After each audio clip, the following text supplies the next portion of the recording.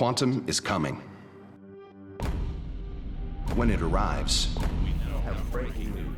the encryption that secures virtually everything will become obsolete overnight.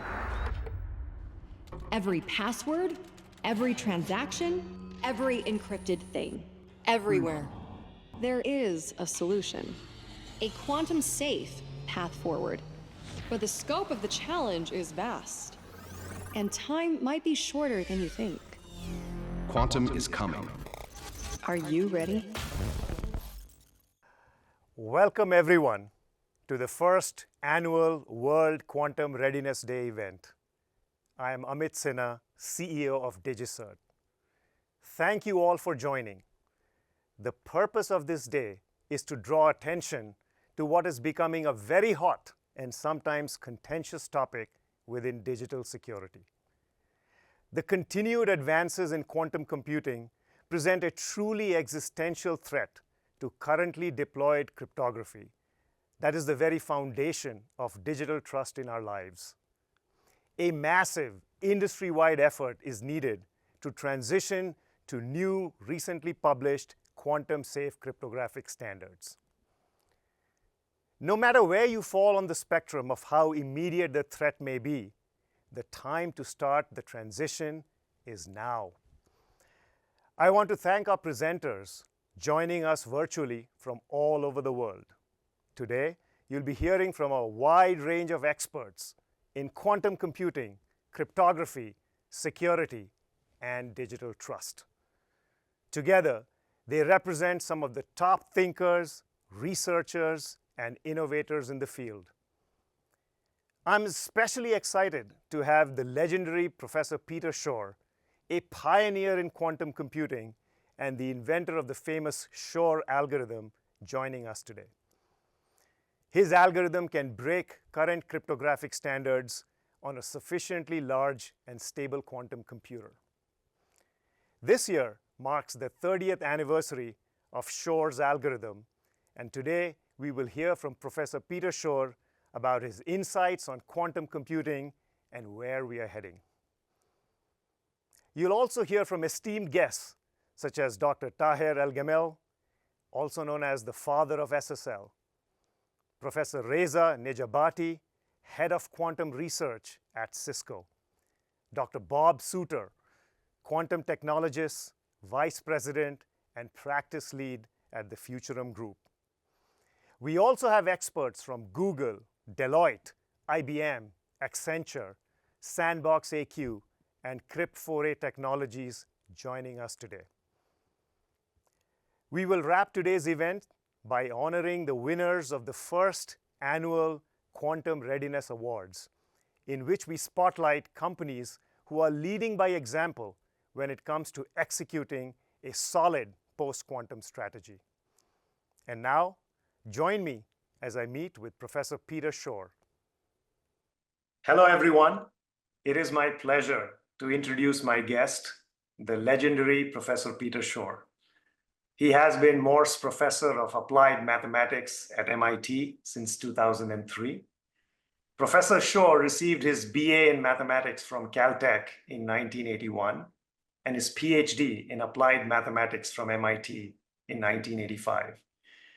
Professor Shor's research interests are in theoretical computer science, currently on algorithms, quantum computing, computational geometry, and combinatorics. He was awarded the Gödel Prize and the MacArthur Fellowship in 1999, Caltech's Distinguished Alumni in 2007, the Dirac Medal in 2017, the Mises Quantum Prize in 2019. I could go on and on about Professor Shor's accomplishments. In 2022, Professor Shor was awarded MIT's James R. Killian Jr. Faculty Award, the highest honor the Institute faculty can bestow. The award citation credits Peter's, quote, seminal contributions that have forever shaped the foundations of quantum computing. Indeed, quantum computing exists today in practice because of Peter Shor, end quote. This year marks the 30th anniversary of the famous Shor algorithm that shook the foundations of classical cryptography. Professor Shor, it is my pleasure and honor to welcome you. Thank you very much for that wonderful introduction. It's well earned. So, Professor Shore, before we get started, uh, you know, before we get into Shore's algorithm and all that good stuff, how would you explain the difference between traditional computers and quantum computers? What makes them so much Oh, more powerful, and what type of problems can they solve that are simply infeasible for traditional computers? you ask tough questions. So, what makes a quantum computer different from a classical computer is the quantum computer, works on the principles of quantum mechanics, which means that, in a classical computer, you start in a specific state, then there's a rule which takes you to the next state of the computer, then the next state of the computer, and you just keep on going down until your computation tells you to stop, and then you hopefully have the answer. Now, in quantum computation, the computer can be in a superposition of two different states. And this is because quantum systems can be in a superposition of two different states, and your quantum computer is actually a quantum system. So the reason this is useful is that you can make these superpositions of states interfere with each other, and that way you can do computations that are not possible on a classical computer, or at least you can do computational steps that are not possible on a classical computer. And this is one of the places that quantum computers get their power. Another place that quantum computers get their power is that if you have n quantum bits in a quantum computer, you can have 2 to the 2 to the n states of the computer, while if you have n bits in a classical computer, you only get 2 to the n states. So quantum computers have exponentially many more states than classical computers. Makes sense. Quantum mechanics, Professor Shore, is strange and hard for most people to understand. The famous physicist from Caltech, Richard Feynman, said, quote, "If you simply admit that maybe nature does behave like this, you'll find her a delightful, entrancing thing.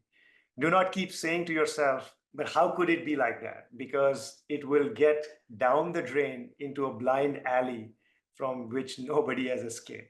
Well, I do want to go down a little bit into that blind alley and ask you, how would you explain the phenomena you just described, like superposition and entanglement, that give quantum computers their superpowers to ordinary people? So, the way we explain, superposition and entanglement, what basically you would like is some intuitive way of thinking about superposition and entanglement, and that makes the whole thing make sense, rather than just doing everything with numerical calculations and saying, these are the equations, and that's why this is happening. So people have come up with various intuitive explanations of how the quantum world works, which are called interpretations of quantum mechanics. And they all give the same prediction for what will actually happen, but they're very different ways of thinking about it. So one of these is the many worlds interpretation, where, the many worlds interpretation says that anytime you do something which has two outcomes, the world splits into two, and that's gives you all the many worlds. So one way of thinking about this is that actually it's not the world that splits in two. You split in two because you exist in a state which is entangled with the outcome of the experiment. And so when the experiment says one, then you're the entangled state of you says one, and when the experiment says two, then the entanglement state of you says two. So you are in a superposition now of two different states of your brain. So this is really very counterintuitive and hard to think about. And, a lot of people don't like it. On the other hand, a lot of people say that this is the only way to understand quantum mechanics. The computing interpretation is the Copenhagen interpretation, and they say quantum mechanics consists of a sequence of unitary evolutions where things change gradually, and measurements. When you measure something, then instantaneously the result of the measurement gets, then instantaneously the world changes to reflect the result of the measurement. And this is really very difficult to understand intuitively also, but it's very useful in terms of thinking about quantum mechanics. Yeah, both those, the many world and the Copenhagen interpretation, they hurt my head. So we'll leave it in the blind alley for now, and then let's talk about key distribution. The problem is pretty simple. You and I need to exchange a secret key over a non-secure channel that someone might be eavesdropping on. Can you explain how hard math problems like factorizing very large numbers can be useful to facilitate that key exchange? So two participants want to exchange keys, and we'll call them Alice and Bob because those are the usual name of the cryptographic participants. And Alice and Bob both choose a random number between, I guess, 1 and n.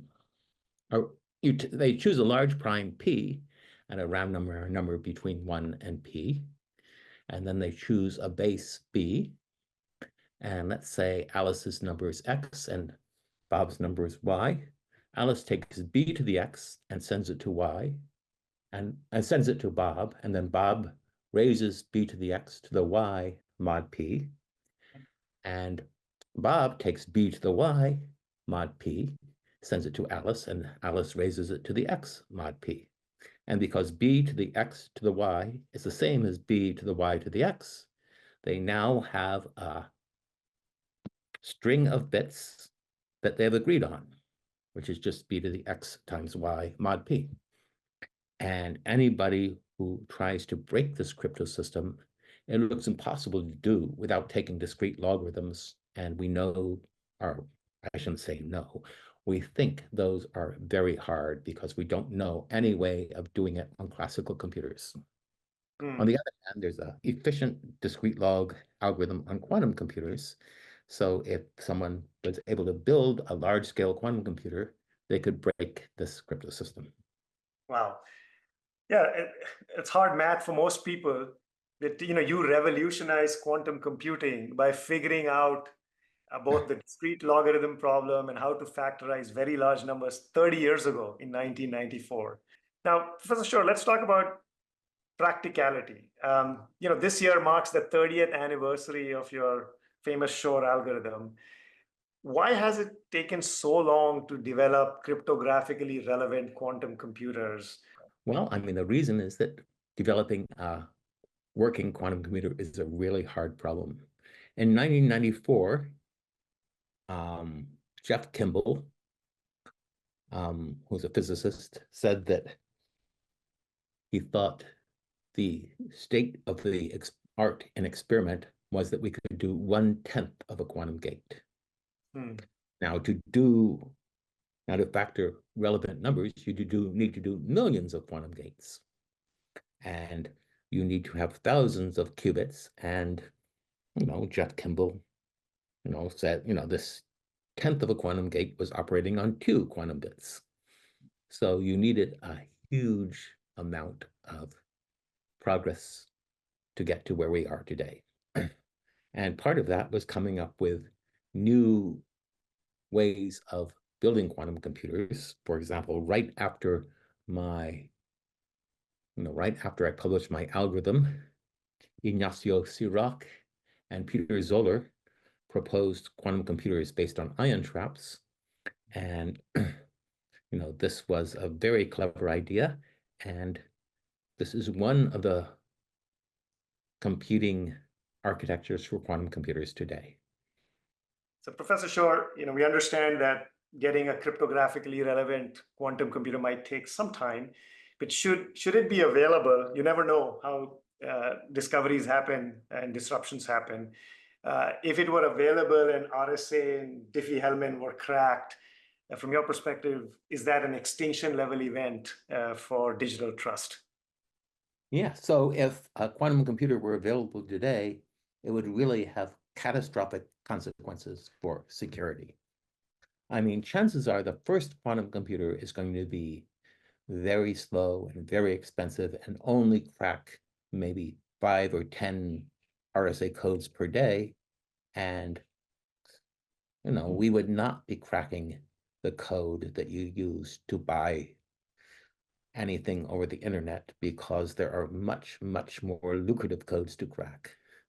So even if a quantum computer was available today, your purchases over the internet would be fine, but there are some very important secrets protected by RSA, which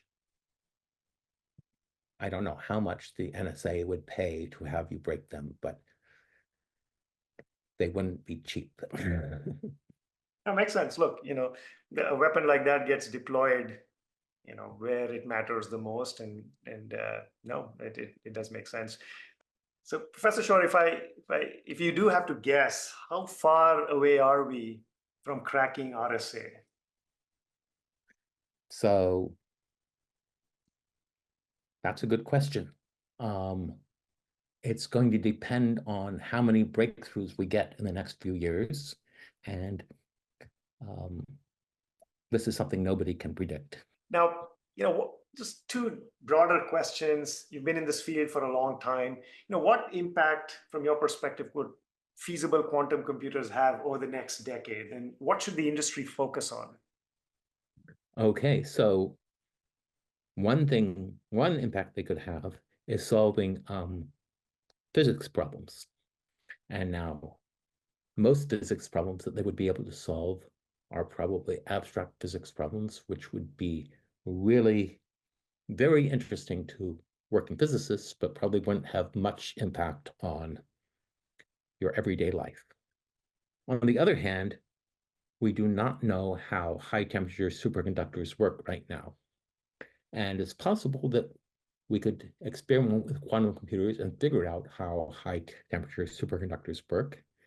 And if we do that, it's also possible that we could develop better high-temperature superconductors. And a high-temperature superconductor that was room temperature would have an amazing impact on everything. Yeah. So we don't know for sure what impacts they will have in the next few years. And there are also indications that quantum computers might be able to solve some optimization problems. Now, again, most optimization problems are completely irrelevant to practice, but there are some optimization problems which are very, companies would find it very profitable if they could solve them. And so if they can solve any relevant optimization problems, then that would be very, useful. Thank you, Professor Shore, for your time today and for sharing your wisdom with us. We deeply appreciate all your contributions to the field. Thank you. Thanks again to Professor Peter Shore for that conversation. It was so great to have the chance to speak with him and to commemorate the 30th anniversary of Shore's algorithm. And now, I'd like to introduce our next panel, Quantum Computing, Are We There Yet? Moderated by Christina Ayanian from the NASDAQ. Hi, everyone. My name is Christina Ayanian, and I'm the MarketSite reporter at NASDAQ. In my role at NASDAQ, I have the honor and privilege to interview CEOs from various industries. And this year at the RSA conference, as I was interviewing CEOs of cybersecurity companies, I caught on to a common theme. The majority of the CEOs were discussing quantum and quantum advancements and how quantum computing will eventually take over classical computing, which is why I'm really excited to be here with DigiCert to discuss these technological advancements with the panelists here today. Today, I am honored to be joined by two experts in the field. Joining me is Reza Najibati, Head of Quantum Research at Cisco, and Bob Suter, Quantum Technologist and Vice President and Practice Lead at the Futurum Group. Gentlemen, thank you so much for joining us. Pleased to be with you. Let's start broad. There have been many advancements, many technological advancements in quantum computing that have brought us closer to Q-Day. Can we dive into those and what milestones are still to be achieved? Well, if I may start. So Q-Day, just as a reminder, is what some people call the instant, the day, probably a few years to come, when quantum computers will be powerful enough to break some of today's encryption schemes. Well, that's a problem, of course. People don't like having their confidential data opened up, decrypted in some way. We've known since 1995, in fact, so nearly 30 years, that an algorithm exists that could break schemes like RSA, but we haven't had quantum computers that are big enough to actually do this. In fact, we still don't have quantum computers that are big enough to do that. So we have to measure, as you said, how close are we getting? What are the innovations that are coming together to give us that? I will say we're a ways off. I would estimate we would need on, let's say about 100,000 what are called qubits, the information, units of information, whereas really we're in the hundreds right now. And it's not just a question of making a few more, it's pretty complicated engineering. In addition, we're going to need some quantum networking involved to do this. Reza, and of course, your team at Cisco is doing a lot with that. Yeah. Thanks, Bob. I mean, when it comes to Q-Day, I think there won't be a day that we say that somebody will switch on a very big quantum computers and everything in security domain is going to collapse. I think I would give an analogy of the classical computers. We see over 40 years, we started from a very big computers in either national facilities or big companies. People go there and run their program, to today that we have a data centers and which people just remotely sit at their home and use very big computing facility or GPUs or AI processor. I mean, depends on how pessimistic or optimistic is that. I would say that from a useful quantum computer that can be used by people at a scale, we are between 5 to 10 years away. That I would put a time scale. And obviously, when I say 5 years, I refer to analogy that we were 40 years ago in classical computer, national facilities, or big companies, people go there and run their program. When you call 10 years, where we have something like a data center at the quantum version of it that become available to more people. Yeah. It's interesting because you said we are a ways away, but it takes a while to get to the level of preparedness, leading up to Q-Day. So what should companies do now? What are some of the steps that they can take now to be prepared for Q-Day? Well, last week, the U.S. National Institute of Standards and Technology issued 3 new standards. These are cryptographic standards that, first of all, are better than the ones we have, just for general purposes, but also we believe cannot be cracked eventually by quantum computers. You're really right about it taking a long time. Some banks can take over a decade to change their cybersecurity infrastructure. So it's important to start right now with the chance that quantum computers may be able to break these. And even if you're not worrying about, let's say, transactions using your credit card on the web, for example, people are harvesting confidential data right now, encrypted data, with the hope that whether it's 10 years or 15 years, whatever the time will be, they can then get into this. And you may think, well, gee, am I that worried about 15 years from now if somebody has my information? Well, yeah, financial information, healthcare information, but think about state secrets. Those things are important for decades. And certainly there are countries around the world, bad actors, that would love to break confidential information, even if it takes 10, 15, 20 years. So what are some of the technical challenges that are actually hindering quantum computing to surpass practical computing? The biggest, if you want to, the biggest one is creating useful quantum computer. And a useful quantum computer has to be large enough. We are far away from that. I mean, from the hardware perspective, I would say that we need a very large quantum computers. And barrier to creating a large quantum computer is the fundamental part of the quantum computer is a qubit and Q processors. And since they are working in quantum mechanic regime, they are very noisy and sensitive to environment. Create a robust version of them, a large number of them that can you run a useful application, either good one or bad one, like something that you can break the RSA encryption. That needs a very big quantum computer, and that very big quantum computer at the moment commercially is not viable or even practical or even conceivable to build it monolithically. So we in Cisco, we believe that a useful quantum computer would be a network of a smaller quantum computers, like a quantum data center. And that's the way to build a useful quantum computer. Now, the other problem is that if you want to create a useful quantum computer, it's a software and algorithm. So you need, if you assume that the useful quantum computer would be a combination of the several quantum processors that are networked together, then you need to develop your algorithm as software to be able to take advantage of this distributed computing environment. And that also is a big challenge, and still we are in the very early stage of that type of software and algorithms. So I would categorize it in the software and hardware challenges, and there are ways to address that. Now, the tricky part is that obviously quantum computers has a breaking security is a bad side of it, but they have a many useful applications. So there is an interest, big interest to develop a useful quantum computers.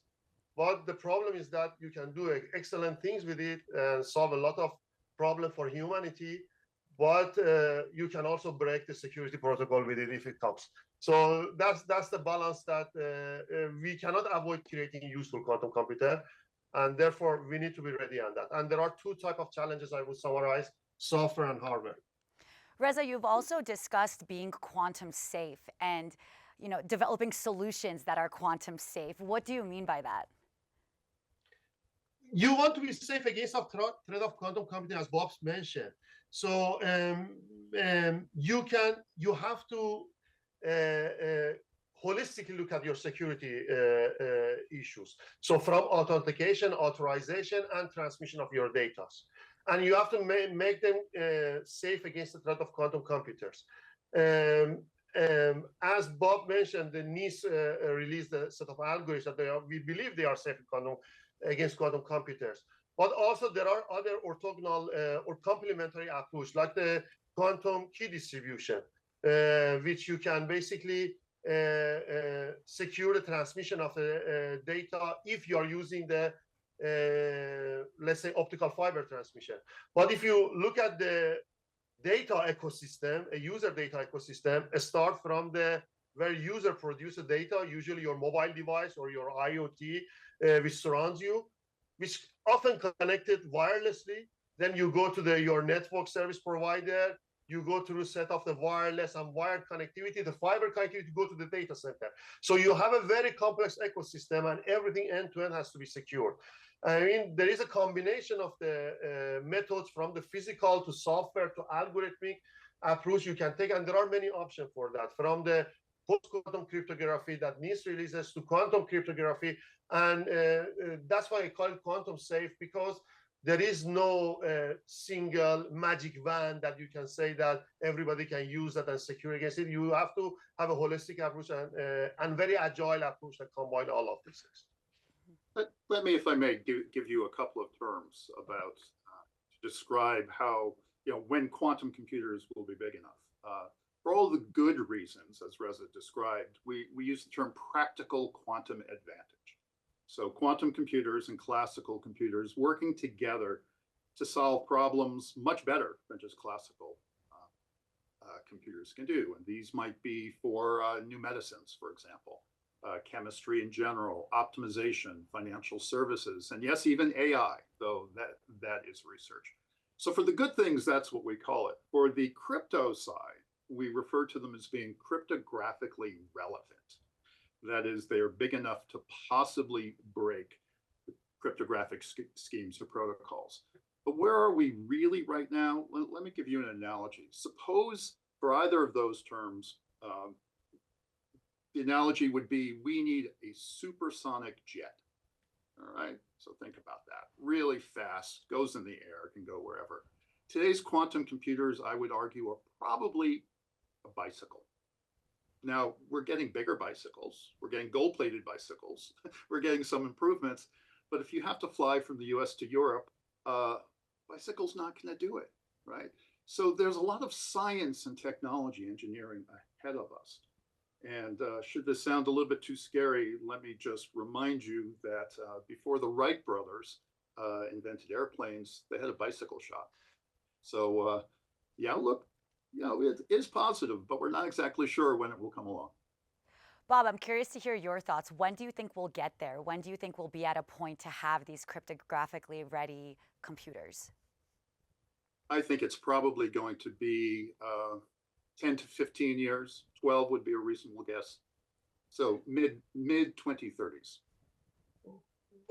But one point I want to add, Bob mentioned this as well earlier. I mean, with the problem with cryptography is that is not obviously it's important when you have it, but always you can store data and be ready when they become available. So, I mean, for a useful application, let's say drug discovery or the logistic optimization or weather forecasting, you need them now. And maybe in the 10 years time, there will be less relevant for a particular problem you have now. But for cryptography, if you store the data, that is a state secret or health, as Bob mentioned, you can wait and wait enough for 10 years is not a long time to wait and decrypt them. So cryptography is a little bit different, and time scale there is different. Yeah. But it's safe to say companies should be aware and start now and start preparing now. Yeah. I would start last year if I could. The NIST standards, the new post-quantum cryptography standards, have been under development for 8 years. That's how long it took to actually do this. This was an international effort. And there are many companies, DigiCert among them, that have been talking about this for years. Now that these standards are official, the companies will start implementing them, the actual form of the standards, and you should start now. There's just no excuse. There's no point to wait. There's no good thing that will happen if you wait. And I'm curious to hear why start now? Why does it take so long?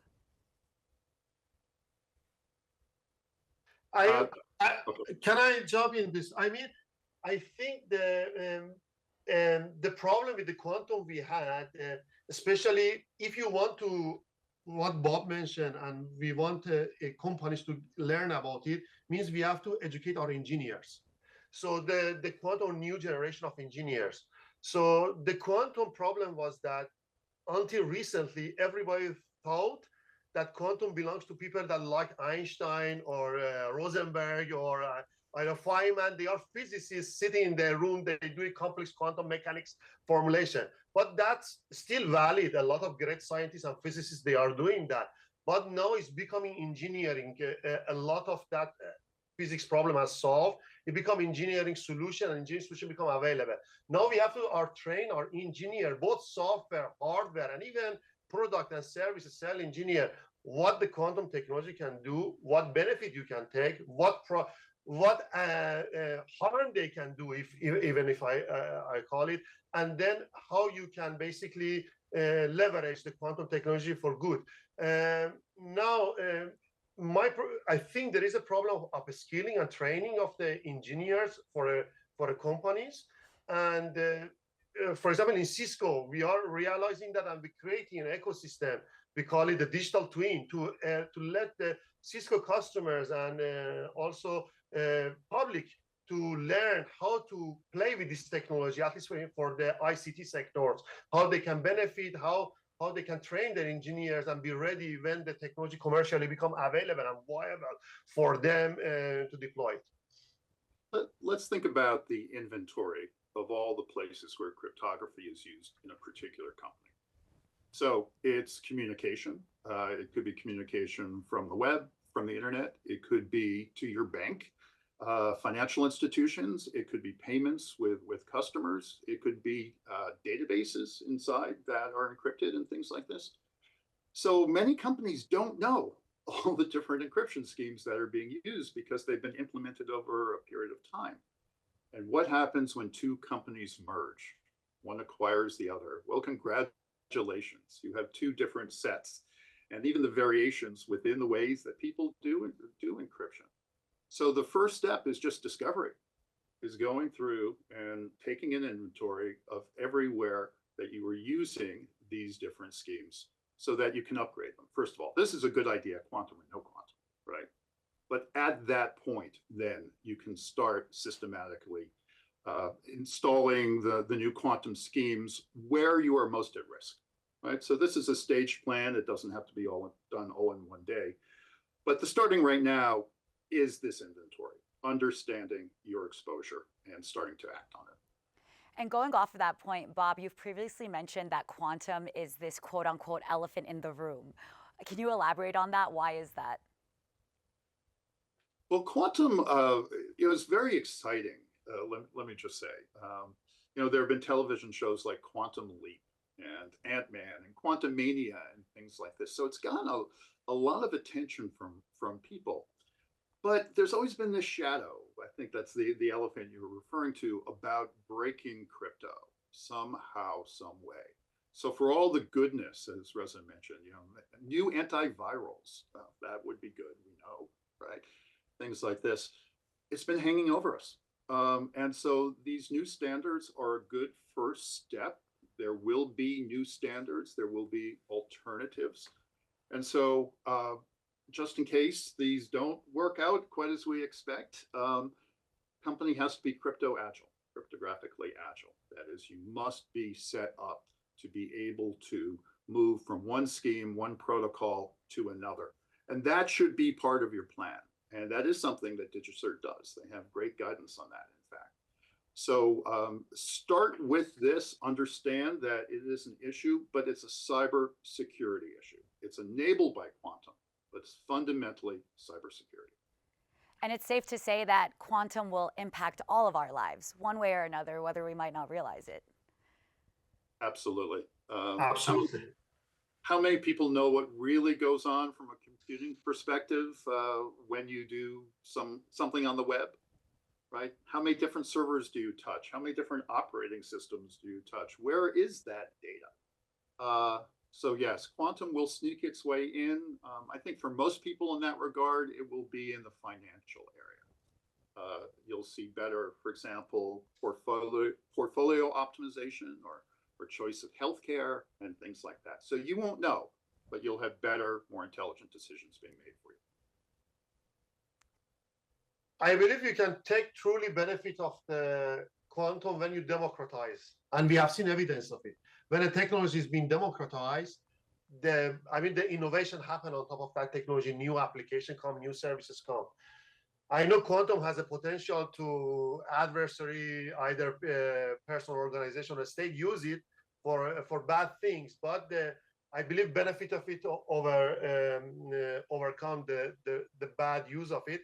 So you need to democratize it, and for me, the quantum computing to me democratize means you have to provide as a service to a larger community, and to provide as a service to a larger community, you need to build the quantum data centers and provide what I would call it carefully quantum computing as a service or quantum cloud computing. So to do that, you need a network, you need a computing to hand in hand to progress and being developed and create a useful quantum computing that is inclusive. You can provide to everybody. And that's at least in Cisco what we believe here. And quantum is much more than computing, of course, Reza. I mean, networking, yes. Right? As you just described. Yeah. People have been using quantum since the 1970s. If you've ever had an MRI, for example, you hurt your knee, your shoulder, that's quantum, right? Atomic clocks, those are quantum. So they're going to start sneaking into our systems in different ways. Quantum sensors that will produce interesting information. So it's a fascinating technology. AI has all the buzz right now, but I think quantum is going to be the key of computing and other technology for this century. I think this is the century when we really harness it. Well, I am very excited to follow. Gentlemen, thank you for your time. Thank you for your insights. I think we could sit here and talk all day. Thank you so much for joining. Thank you. Thank you, Christina. And thanks again to Dr. Bob Souter and Professor Reza Nejabati. In our next session, I had the unique opportunity to visit the CUBE studio in Palo Alto with a very special guest, Dr. Taher El-Gamel, cryptographer, entrepreneur, and the father of SSL.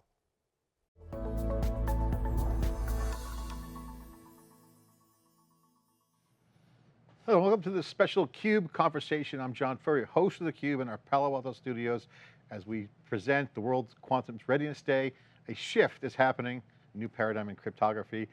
Dr. Taher El-Gamel is here, cryptographer, entrepreneur, father of SSLs in the studio, and of course, Amit Zini is here, CEO of DigiCert. Gentlemen, thank you for coming in for the World Quantum Readiness Day presentation. Thank you. Thank you, John, and it's a pleasure to be with the father of SSL. Pleasure is mine. Thank you very much. So that's a really big deal, being the father of SSL, and that's just the beginning. That set the agenda for the industry. And you know, some people talk about it as great things. Some always complain about the spec could be better. But with quantum, we have a huge opportunity in security. And some people are looking at this as a moment where the work has to get done. The pressure on the industry is going to be there. Most people will set it and forget security. What's your take on this situation? The situation with quantum computing and cryptography change.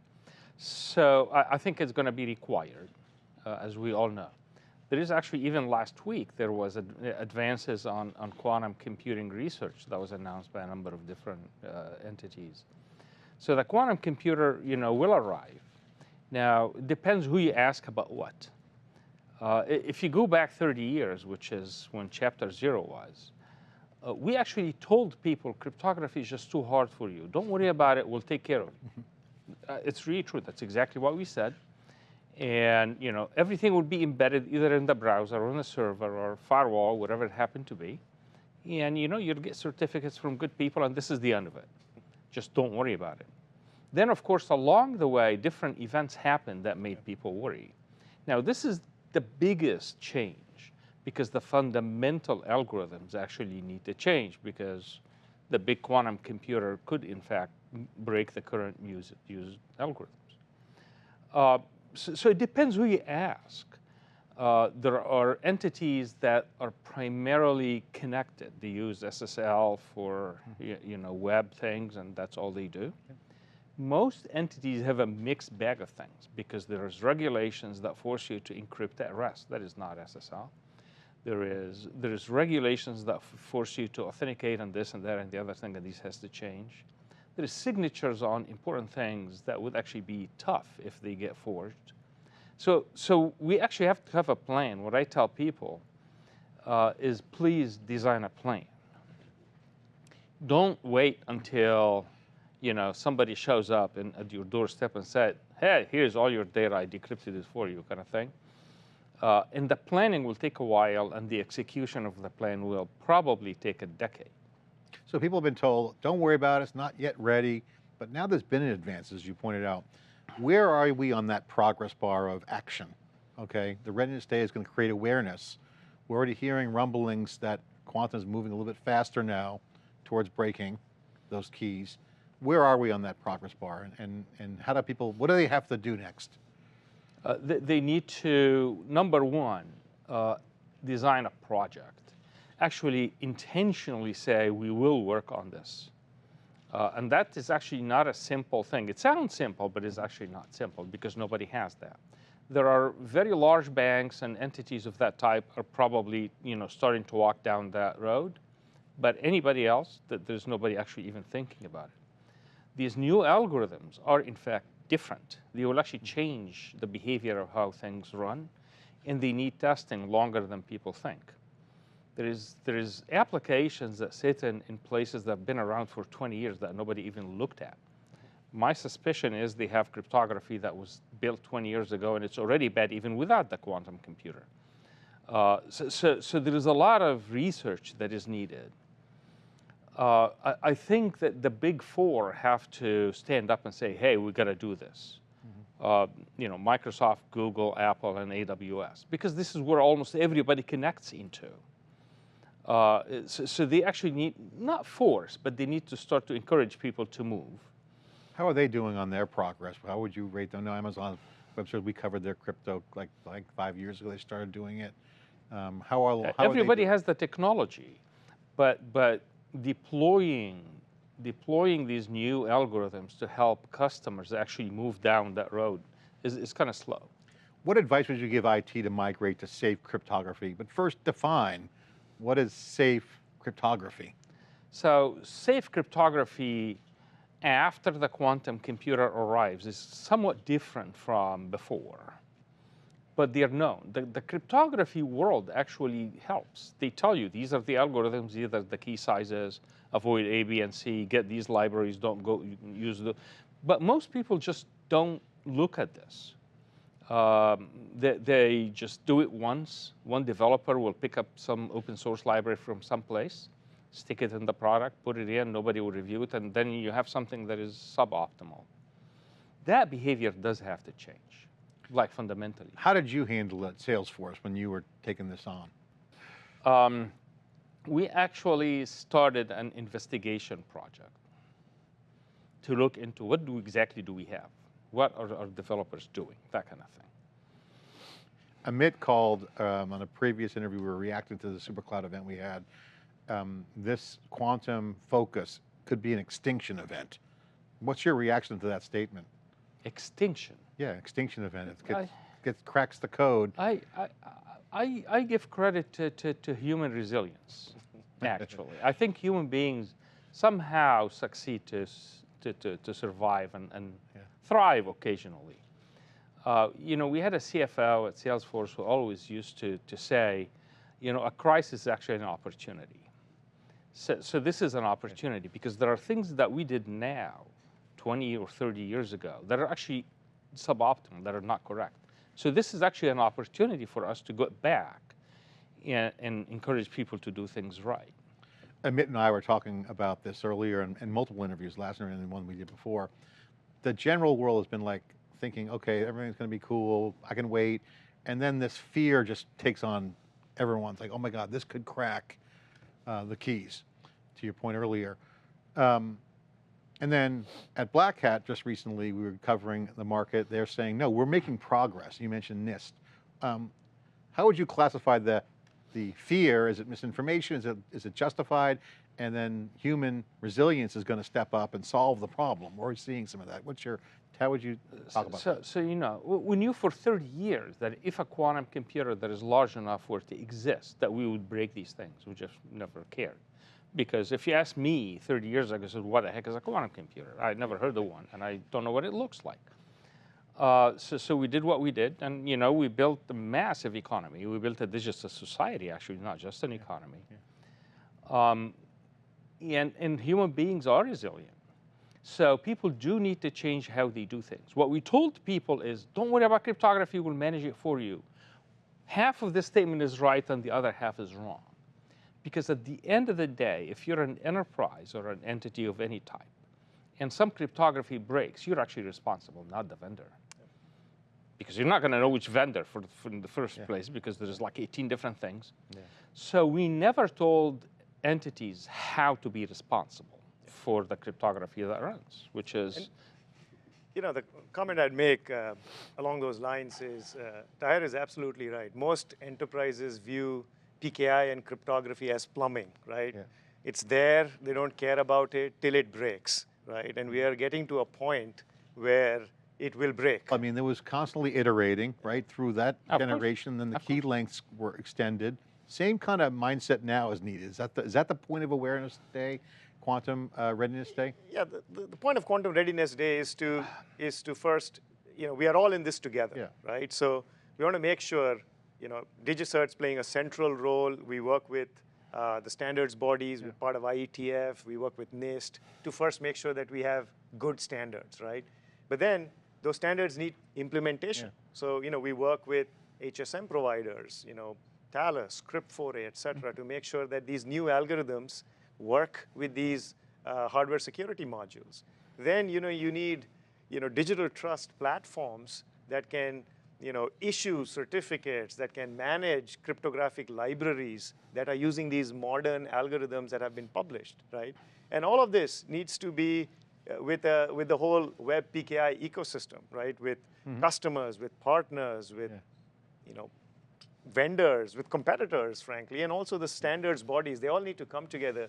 And when I say it's an extinction level event, it's, if we do nothing, it will melt the fabric of digital trust that we, that we use today, right? Whether it's, RSA or, Diffie-Hellman, these are all based on factoring and discrete log problems that can be cracked. So all of these have to move to these new NIST standards that have been published. And it'll take time, and it'll take effort. And as Tahir said, organizations who have been told, don't worry about it, need to wake up, and their CIOs need to say, well, what's our plan? And to help that, we're doing the Quantum Readiness Day, but DigiCert also has our PQC Advisor program. Our experts that work on these standards actually talk to the organizations and help you build a blueprint of where do I even start? So you're engaged with customers on the PQC side to get them ready, educated basically on what's happening. Exactly. All right, so now the consequences of not doing it, on one end is extinction event, which means the whole thing melts down, chaos, mayhem everywhere. What's a viable plan? Because this is, you talk about migrations, time. We're living in a world now where the speed of the game is so fast. You mentioned heterogeneous environments and a lot of multi-vendor, legacy, old school stuff, kind of in this melting pot that is the digital fabric of our society and environments. I mean, getting someone to migrate on that timetable, you could be driftwood. This wave will take you away. I mean, so what I tell people when they ask me for advice is, you can outsource almost every single thing you have. The cloud and SaaS and all of that has done this. You cannot outsource the risk. So this is the one thing that every organization needs to understand, and the higher risk items need to be addressed. So if there are a number of, could be a very small number, but a number of applications that if somebody actually breaks into, really bad things would happen to a business or to a government or whatever, then that goes on the top of the table. So nobody will be able to upgrade every single thing in any time frame that is prescribed by anyone, because nobody actually knows. But there will be a time, and the government hasn't come out to say that quite yet because they don't know how. There will be a time where you're going to be required to use these new FIPS algorithms because that will be the government standard. These are the FIPS standard.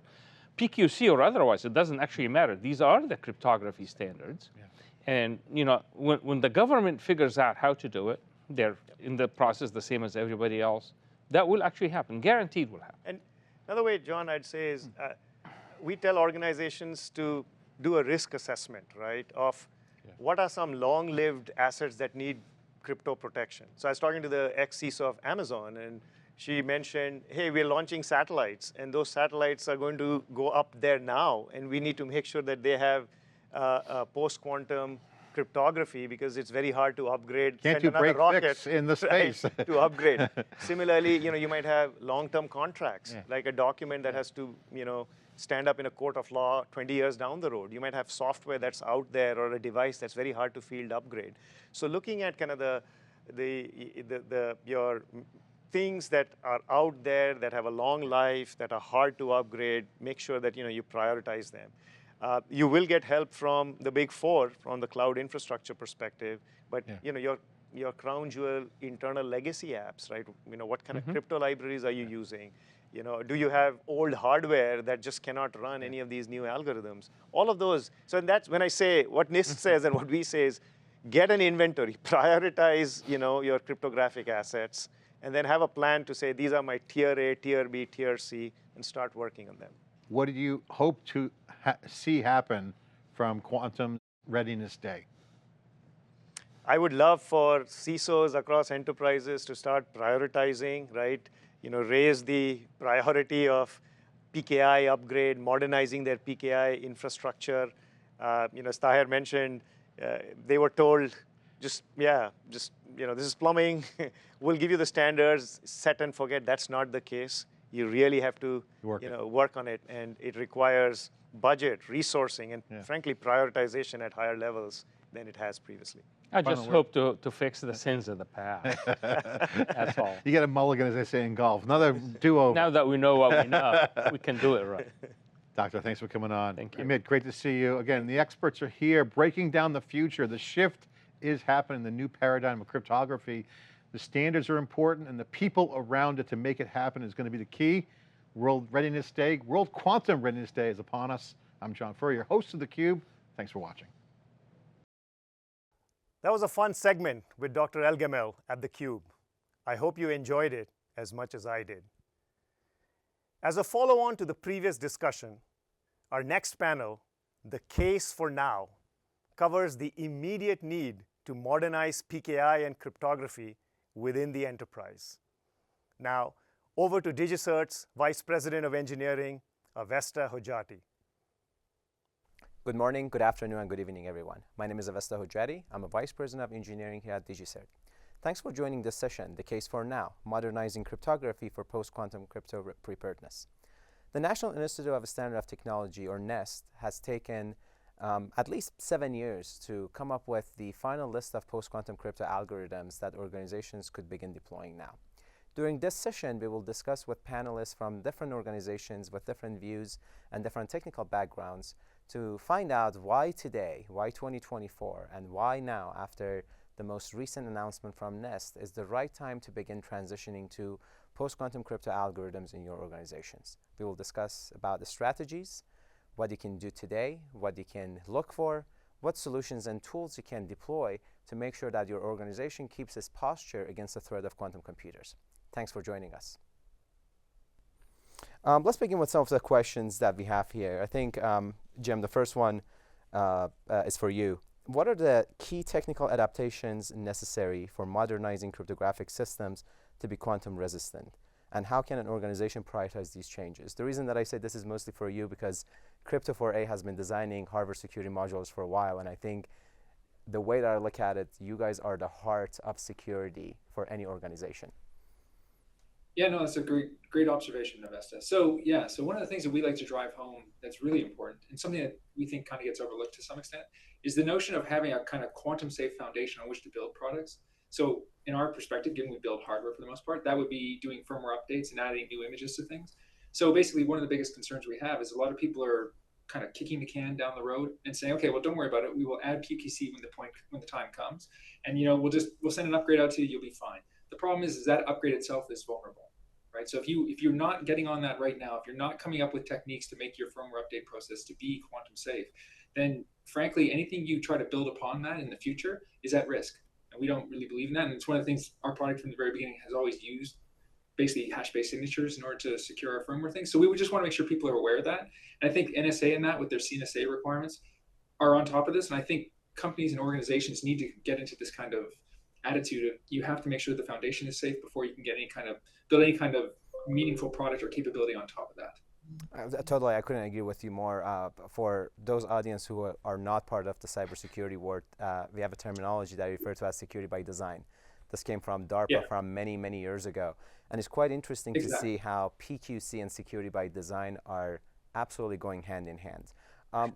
Mark, do you have any opinion on this? What does it really take? It's been 7 years of work, but what is it really necessary to make sure that we are modernizing the cryptographic libraries? Yeah, so maybe adding up on what Jim mentioned, I think that there is a fundamental gap in the way that cryptography is currently being managed across large IT infrastructure, and is the fact that we don't have visibility and observability tools to tell us in a very quick way where are we using cryptography that is quantum vulnerable, and who is using that cryptography, which applications are leveraging that, which cryptographic libraries are actually being utilized in which systems, and that need to be updated for these libraries to incorporate the new set of algorithms.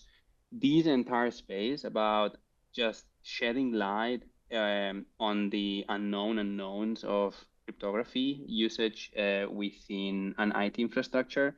I think it's basically a key thing that needs to be tackled.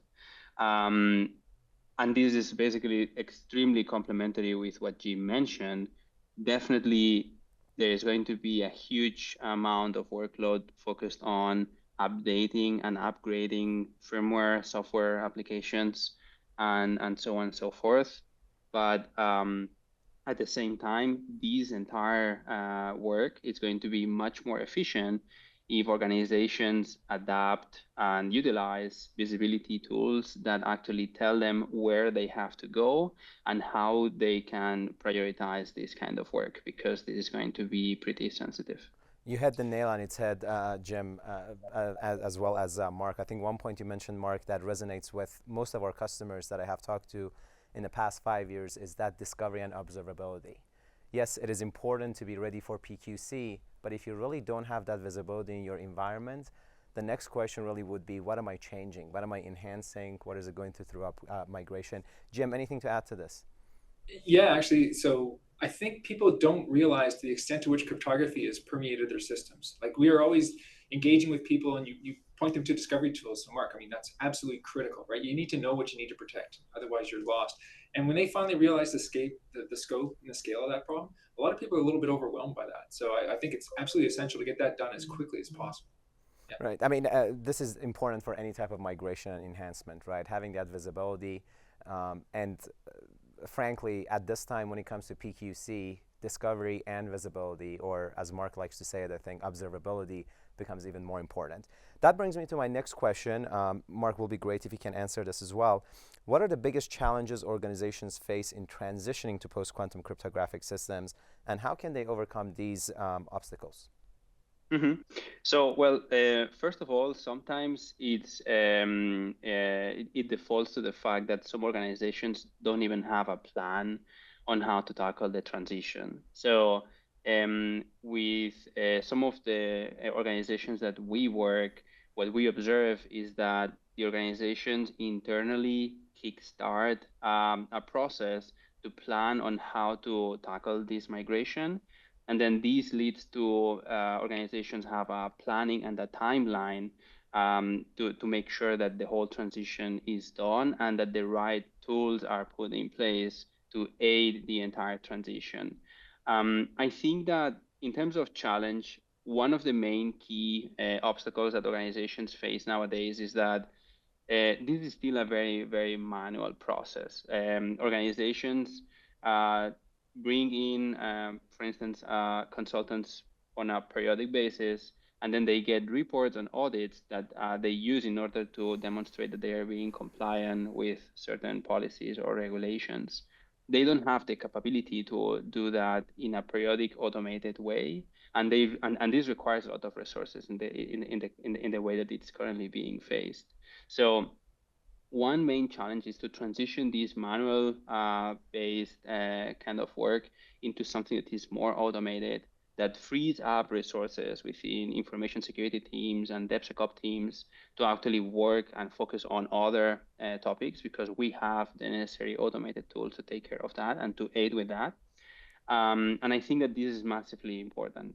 In terms of what these tools are extremely helpful with at the very beginning, I would say that the first item is to shed light on unknown unknowns, as I mentioned previously. I think that there are a large variety of systems where cryptography is actually embedded in, and it's sometimes very, very hard to imagine that these systems can be leveraging algorithms that have been obsolete for more than a decade.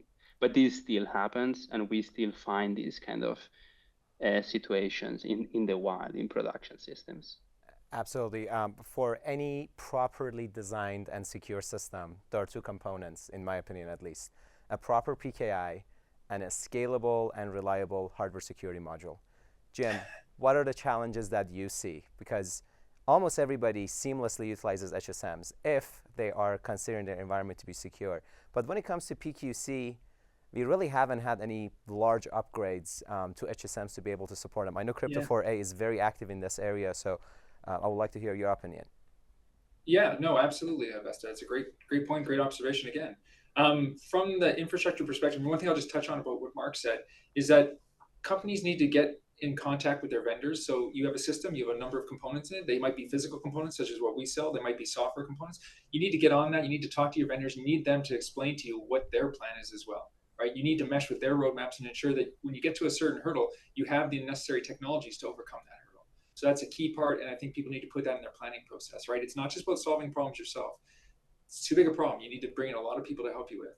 Now, from the HSM perspective, you're absolutely right in the sense that this is new. It's been a long time since HSM's had, essentially, this is like a generational change that has to happen, right? We have to change all the underpinnings of cryptography for the most part in these hardware security modules and bring them into the modern stream.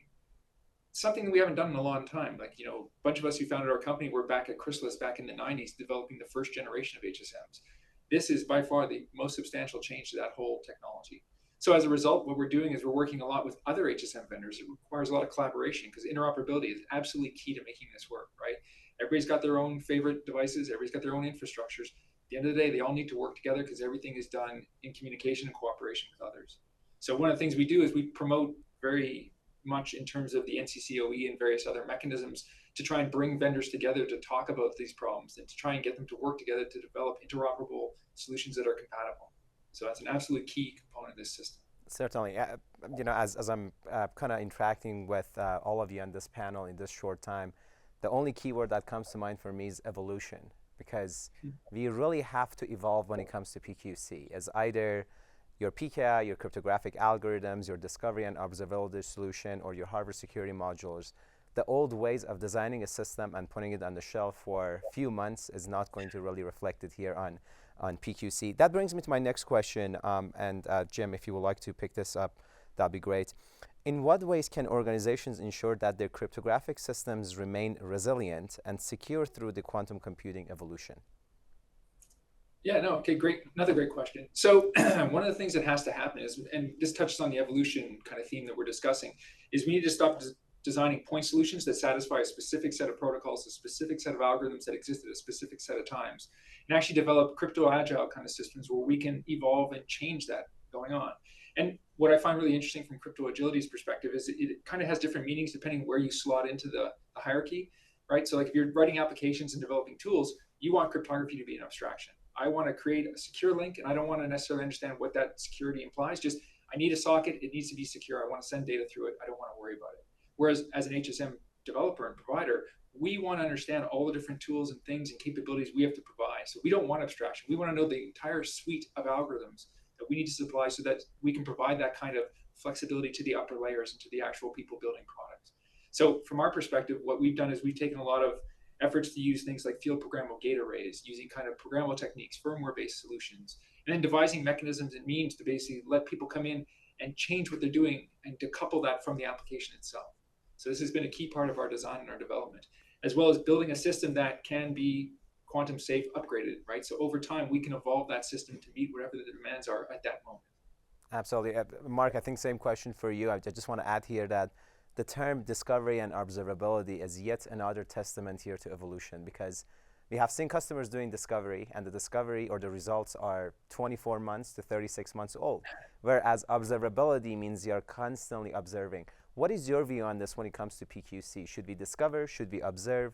What is the evolution to stay resilient? You mentioned about how can discovery and observability impact on this. So I'll start from here to facilitate the editing later. Actually, this is a great question, Avesta, because both things are actually relevant in this transition. First, on discovery, what you need to do is try to delineate what are the specific systems from your infrastructure that you need to pay attention to and extract information from in order to know who is using what. But then observability means to put the systems in place so that you can monitor all this information that is being discovered and extracted and then pulled into an inventory that is being monitored by information security teams. Both things are extremely important. They are totally compatible. And cryptography management platforms leverage both aspects in this case. They offer capabilities to go out there and then find where cryptography is being used, when is it being used, by whom, etc. And then they also offer monitoring capabilities as well as auditing and reporting capabilities that are helpful in order to create reports that can be that can be used with external regulators or any other standardization bodies. Um, in this same scenario, I think that it is actually very important to mention that even if at some point a quantum computer that is powerful enough to break cryptography is built, this entire transition it's already it's going to be an already massive opportunity, super good opportunity for the entire industry to revise the way that we've been deploying and maintaining cryptography. It's a topic that it's been a black box for many cybersecurity professionals for a couple of decades. And we're finally kind of, with this entire transition, it's like we are finally able to open this black box and then actually look at what is inside it. And we can change things in order to make sure that we can have a resilient IT infrastructure that can upgrade and endure upgrades in a seamless manner, or at least in a more agile way, referencing also to what Jim was mentioning before. So I couldn't agree more. It seems like that this is the perfect time for dissecting what we have been deploying for many years here. You know, from vendors to applications to even how developers, IT admins, the folks who are in charge of security are writing their plans and strategies. Jim, you wanted to add something here, I said. Yeah, once again, Mark has a fantastic point. This notion that since we're ripping open the box to try and fix it, and we're putting in mechanisms now that will allow the next transition to be that much simpler, right? Like as we talk to things like, you know, hybrid cryptography, for example, this notion of having a classical cryptography algorithm and coupling it with a post-quantum algorithm, and then coming up with a kind of a hybrid thing that could exist throughout time. It's fantastic because it allows you to transition gracefully to the new regime, but there's nothing stopping us from, like, once we're content with PQC and people trust the algorithms, so say we get rid of that classical component, we're PQC on its own. There's nothing stopping us from adding another PQC algorithm and continuing to evolve all those things. And since we've already got the plans and the processes in place to do that initial hybridization, we can continue going forward with that, which just makes the next transition that much simpler to do. So I think it's a fantastic opportunity for us to really develop the tools and the mechanisms that allow us to manage this in a much more structured and orderly fashion, as opposed to being some hydraulic system that a bunch of people in a back closet are trying to upgrade. This is a much more managed, much more elegant way of doing it. So I think there's absolute value to this whole exercise. Fantastic point, Jim, because this is not the first transition and most certainly is not going to be the last one, but most definitely is the biggest one that we are going to go through. From RC4 to MD5 to SHA-1 to SHA-2, and here we are, the impact on asymmetric algorithm being wider spread out. So quantum has been in development for decades. We all have heard about quantum computers, quantum mechanics. I think the movie Oppenheimer even added a little bit more salt into this. But why are we talking about this specific topic, quantum safe cryptography, today? And why does it matter right now? Mark? The whole effort, the whole transition that we are going through, it's definitely worth it. We're using algorithms that are decades old. And there are certain improvements that the cryptographic community has been making towards improving the overall ecosystem that rely on much more modern techniques. So that together to with a whole revision of the way that we design systems and we deploy security systems, I think it's it turns to be a really positive opportunity to make sure that after this whole transition, we end up having systems that are much more resilient, agile, and at the same time secure, because we'll be able to maintain them and control them in a much more modern way, because we'll have tools that will allow us to take care of that instead of relying on manual work or relying on, I'll just trust this black box for now because it's working and I don't even know what's inside it. So Great. That brings me to my final question, which I believe it will bring everything that we discussed together. And that evolves around one word, and that is collaboration. Let me begin with you, Jim. How can industries collaborate to develop and implement a standardized quantum-resistant cryptographic methods, and what role do international regulations play in this process? Yeah, no, this is a fantastic way to kind of end the conversation, kind of wraps it up, like you said, Avesta. So there's a number of different ways, right? One is the standardization effort itself. So NIST, has now finally come out with their PQC standardization. They've listed the algorithms of choice. They've provided the initial set of standards, and people are designing to it. So interoperability is a lot simpler as a result of that. NIST, on top of that, has this the cryptographic algorithm validation program, the CAVP, and they've automated that process. So now you can get interoperable algorithm certification just by submitting vectors to a server. So that simplifies that process. On top of that, you've got organizations like you've got the National Cybersecurity Center of Excellence, NCCOE, which is a NIST initiative. That is a collaboration amongst ourselves and about 5 other HSM vendors, plus Cisco, Marvell, you name any major kind of communications company, and they're all playing a part in this. And we're all getting together on a regular basis to discuss what are the problems we need to solve, what are the tools we need to bring to solve those problems, and how can we work together to do that. And then on top of that, providing a lab environment in which we can bring our devices, we can bring our protocols, our software, and we can test things and make sure that they are indeed interoperable. Well, measuring things like performance. What is the impact of transitioning to PQC? Well, guess what? It's slower and bigger. Okay, how much, right? Because we can build hardware around it. If we know what the requirements are, we can build solutions. We're engineers, we're smart, we can do that. But we need to understand what the problems are. And organizations like the NCCOE and a number of other industrial collaborations are all providing that kind of framework. And it's really interesting to see, like, I'm working with some of my stiffest competitors, and they are being open and upfront and honest, and we're working towards a common goal here, and that's fantastic as far as I'm concerned. It's something that's going to make things a lot better going forward. So I'm a big fan of that. And then on top of that, something else I didn't even mention is you've got the IETF working hard to promote new protocols and algorithms, that as well as doing hackathons.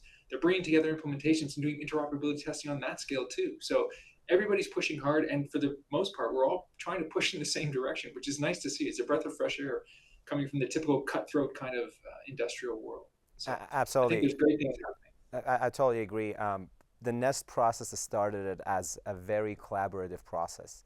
Back in 2016, moving now to 2024, from researchers in the industry to academia, the collaboration has been at its highest level. And in order to be able to prevent the snowball effect of failure for pushing these PQC algorithms into the hand of the users, making sure that society and humanity stays secure against such threats, I think collaboration plays a massive role.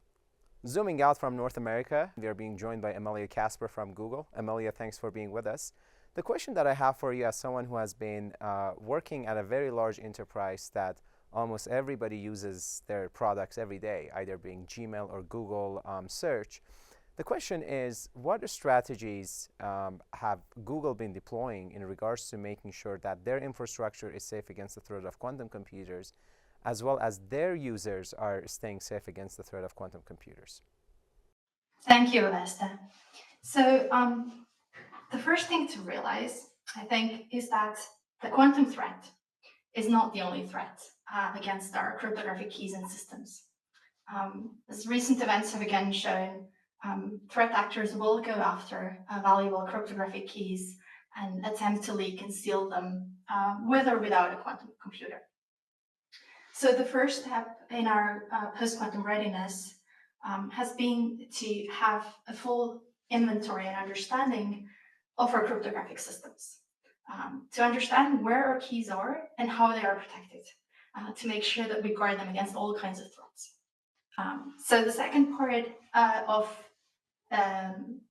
sort of very good key hygiene is understanding what capabilities all of these keys have and how would you recover in the event of a suspected or real compromise. Cryptographic keys are often the roots of trust in our systems. They might be used to sign software or attest the identity of web servers or machines or humans. So it's important to think about, if there was a hypothetical compromise, how would you restore your system to a clean state and regain that trust? For example, by rotating your keys and making sure that you have those rotation processes in place and also tested. Now, once that bread and butter of key hygiene is ready, we can start thinking about the quantum threat. The quantum threat is different and more existential in one aspect, which is that if a key is compromised via a quantum computer, it is not actually more sufficient to just rotate it, because an adversary who got that key will also get the new key. So now we have to think about, how do we transition our systems to post-quantum cryptography, and ideally do so before the threat materializes in a real quantum computer. That starts with assessing your system for fragility and sticking points that might make such a transition difficult. For example, you may have systems that have very high performance requirements. We know that post-quantum algorithms have different performance profiles, and so we'll want to test highly performant systems early, and maybe plan for additional capacity to make sure that transition is actually feasible.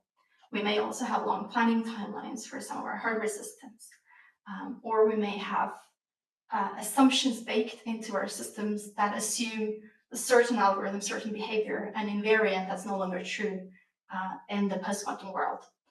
So the focus of Google in this early pre-standards phase of post-quantum transition has really been to identify those potential sticking points and do research and experiments to unstick them. And for example, we've been running early experiments on post-quantum handshakes, both in our internal transit systems, as well as between the user-facing products, between Chrome and Google servers for years now. And really, by running these large-scale experiments, are we able to ascertain that the proposed standards will actually be deployable. So much so that today, if a Chrome desktop browser connects to a Google server, that handshake will be post-quantum protected. But we also learned interesting things from these experiments. For example, we learned that the performance impact is much higher on some mobile Android devices. And now we have to think about, how do we balance the quantum threats and the quantum threat timeline? Because that's a unique threat in the sense that it may only materialize later. And how do we balance those timelines and the need to protect users with the need to still grant them access to a fast and reliable internet? So we need to balance the trade-offs, because the internet that is post-quantum safe, but where users can't reliably access the information they need or the services they need, isn't very useful either. And we are going to continue doing these evaluations across all of our systems to understand how to really fit post-quantum cryptography into them seamlessly and without harming the user experience. A great answer, Amelia, and that totally makes sense. For a company as large as Google, their strategy that they have taken towards the quantum safe era, specifically quantum safe transition, is extremely important, but also is very complex. Amelia, I have another question for you. Technical aspects aside, we talked to Jim as well as Mark about the technical aspects and challenges of transitioning to quantum safe cryptography. But from a business perspective, what challenges and roadblocks do you see that organizations will potentially face, and what recommendations do you have that these organizations will overcome these challenges?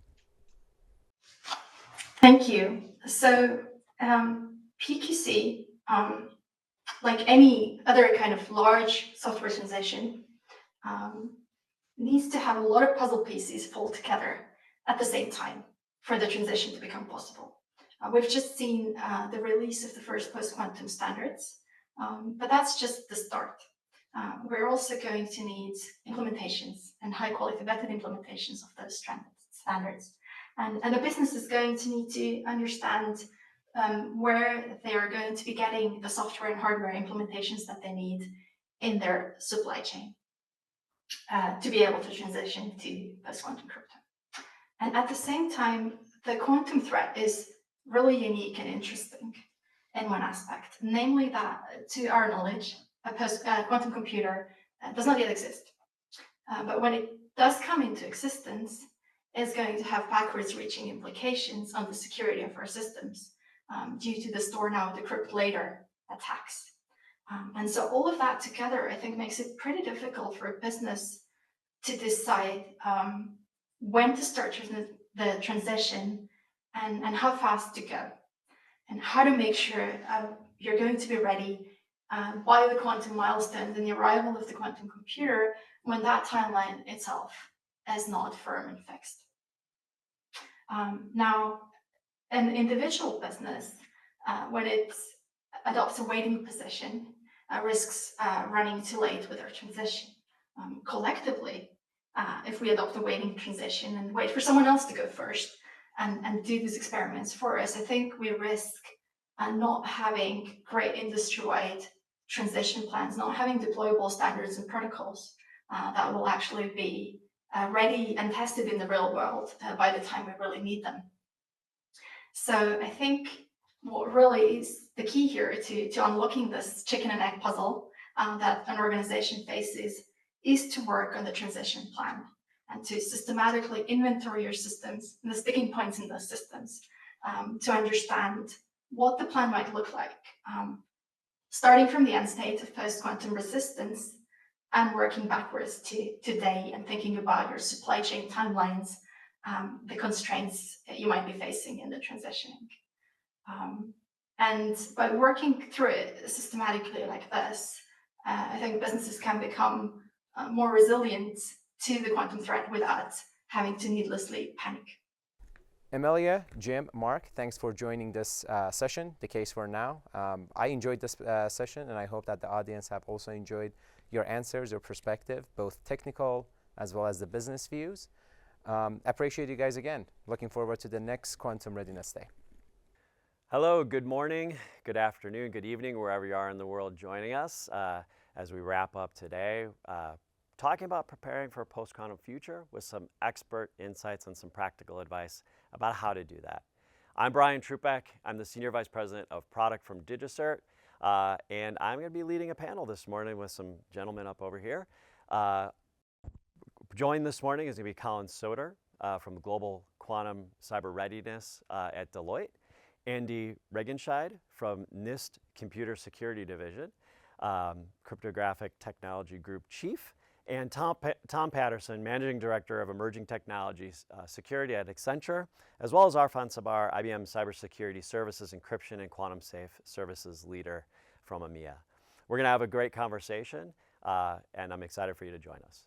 Well, thank you for joining us today. I'm so excited to talk to you guys about, really practical steps and expert insights about quantum readiness here. I know you folks are talking with a lot of customers and a lot of people about this topic, and so are we at DigiCert. So I'm excited to kind of collab with you and hear what you're hearing and kind of some of the things you're seeing out there in the field, right? I thought what would be great is if we maybe started out with you, Colin, with, maybe talk a little bit about why should organizations prioritize quantum readiness at this time? Thank you. Yeah, a very good question. I mean, and we encounter this a lot. I'm sure we all do with clients that are trying to understand, how do I prioritize this particular risk at this time? And, there's been historically some sort of noise in the industry around when will there be a cryptographically relevant quantum computer? Usually we get into debates about the different modes of quantum computing and then error correcting code. And then usually there's, but wait, there's more. There's harvest now, decrypt later. Yeah. I think that really the key question that we pose to our clients is that, if you accept that there's a finite probability that, let's say within the next 5 to 10 years, a cryptographically relevant quantum computer will exist. How long is it going to take you to upgrade your infrastructure and manage all your third-party dependencies and so on to become quantum cyber ready? Is that 8 years? Is it 10 years? Is it 12 years? Typical or upgrades that are similar that have happened in the past, like SHA-1 to SHA-2, it's not unusual for them to take more than a decade. And so we're not being alarmist. We're not saying everything needs to change overnight, but we are suggesting that organizations start to take the first steps of understanding their exposure, building out a roadmap that is predicated on their particular mission and business operations so that they're looking at the things that are of most interest to them. and then build out a plan. That allows them to take an orderly approach, integrate the upgrades into existing enterprise transformations, for example, or if there's technology that's going to be obsolete in 2 years, they can deprecate the use of that, and they can move forward in a very uniform way, instead of struggling to get to the door at the end of the day. By the way, there won't be a lot of advanced notice, I think, in terms of a cryptographically relevant quantum computer. So those are the steps that we urge that organizations start thinking about now. Yeah, yeah, right. And I think one of the challenges we see is when we're talking with customers, it's where's the sense of urgency, right? Because like you mentioned, it's 5 years, it's 10 years, we don't know. And when it happens, it's going to happen very rapidly, to your point. And so it's kind of hard. Like a lot of the customers will ask us, how can you help me build the business case to start down this path? Can you help me figure out how to get going? Because I'm not sure how to convince them. So with that, Arfin, I would love to understand what advice would you give to organizations on how to approach those executive stakeholders to get rolling on a PQC strategy? It's a good question. I think Colin has, to be honest with you, covered quite a lot of the initial elements in our device that we would immediately kind of give to stakeholders and stuff. But what I would advise really is initially start with the in-house education and awareness campaign, complemented with a light risk and impact assessment kind of exercise program that defines your organizational high-level quantum risk and your business exposure, including potential financial and reputational impact, and present these findings to your stakeholders. That usually does raise the initial eyebrows that we require. And to be honest, this initial exercise is not as complicated or as a far-stretched problem as you'd imagine. We can achieve this using a one-day workshop, for example. Within IBM, within our quantum safe services offer, we do offer that. We do offer one-day quantum safe workshop specifically for senior leadership, for the board level individuals, to help them understand what is the threat and basically help them construct the business case going forward. And I speak to you today, we're actually doing that right now for some of the largest banks in the world, including one of the largest building society in the world. We actually are supporting the senior leadership and the board itself in kind of developing a business case, including a quantum safe strategy, which basically help the organization plan the path forward for the next 5 to 10 years. Yeah, I think that's really interesting that you mentioned the awareness aspect at the beginning, right? I think that's probably one of the initial components that we see in many organizations that they run into, is just that understanding, right? Like what is the space of the problem? What is it going to impact? Who's it going to impact? How? Aside from the timing of that, right? I think it's great. I think that it's awesome. We're all talking to customers about this and trying to help them understand this and enable them. Tom, I would love to shift to you in your role, kind of building on what Arfin was talking about. Is there any, you don't have to name a specific customer, but is there any kind of customer success story you have, like an organization, like what's the attributes of how they've successfully started down this journey, right? Like if you had a poster child to say, man, these guys did a great job, right? And they're heading down the right path. How would that be? What would that look like? Oh, thanks. And I think the starting question really laid out a good framework for discussion and awareness within organizations around the world. But I had to say, this is the perfect time to start opening up this discussion within an organization. I got involved, like I know a number of my colleagues did, in the concept of quantum security before the first quantum computer had ever been built. We're now at 100 years of theory, but only the last 10 years or so have we actually made 2 qubits work together in some sort of an organized fashion. Yeah. And now, of course, there's quantum computers in the cloud that you can go learn how to program on and start to handle problems. So the questions that used to come no longer are relevant. It's not a matter of, is this real? Will it affect me? Now they're talking about how much will it cost? How long will it take to defend against it? We know this is coming. This is unlike Y2K, when we knew a date certain Yeah. It's going to happen at this time. We just didn't know what was going to happen. Yeah. In this case, it's just the opposite. We know exactly what's going to happen. All the cases where we use public key encryption are going to be at risk. And so we need to come up with a plan to first find it and then come up with a new architecture that is resistant to these new quantum capabilities as they come on the scene, hopefully before they come onto the scene. So you're doing it proactively and not reactively, which is always better. Yeah. So the companies that understand risk are really the ones that best understand this situation, this issue. The ones that understand risk, not just the security teams from a security risk or a cyber risk, but the business teams. We talk about people that run retail organizations that are expecting to be able to process their credit card payments come the holidays. Right. Yeah. If that is turned off because of a quantum attack, either on you or your ecosystem or your sector or a provider, how does that affect your business? What risk is there?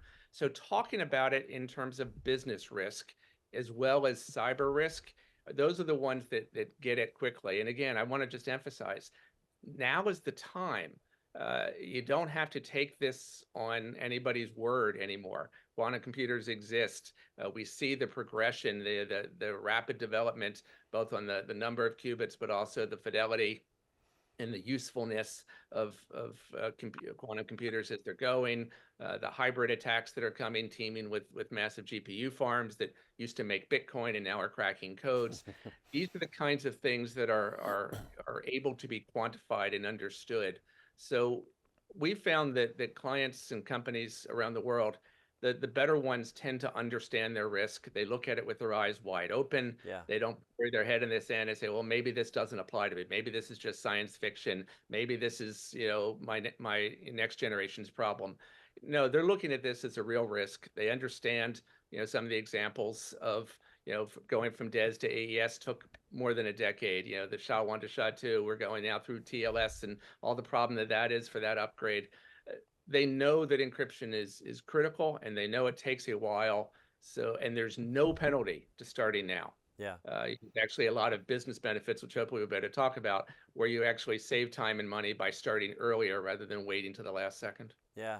No, that's great. And I love how you kind of married the risk aspect of those organizations with the technology aspect. And I think that's where a lot of the challenge comes in is customers kind of spanning that gap and getting the awareness around that.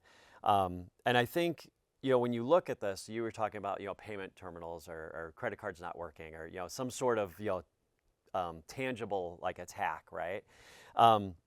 What's really interesting about that is I think when you kind of double click into that, there's the privacy aspects, right? The public key cryptography, as you mentioned, is securing all sorts of privacy. It's securing, but what does that mean? It means information and data that is coming to you, it came from the source, it's not tampered with, you understand what's happening, and that can be financial, that can be content, that can be anything. And when you scope that in kind of the shape of the world, there's 15 billion mobile devices, just as one example, that are using that to ensure that all that information is communicated correctly, right? This is a big thing.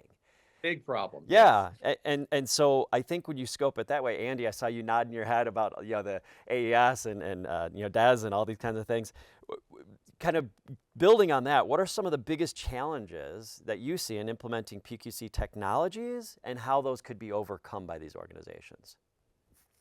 Yeah, I mean, I think, as you were just alluding to, like public key cryptography is really a ubiquitous tool for how we protect data and systems today. Like these are tools used in really a majority of the systems, of the devices, of the services, of the products that we use. So the scope of this technology modernization effort is really what makes it particularly challenging. So many of the devices and services that we use will need to be updated.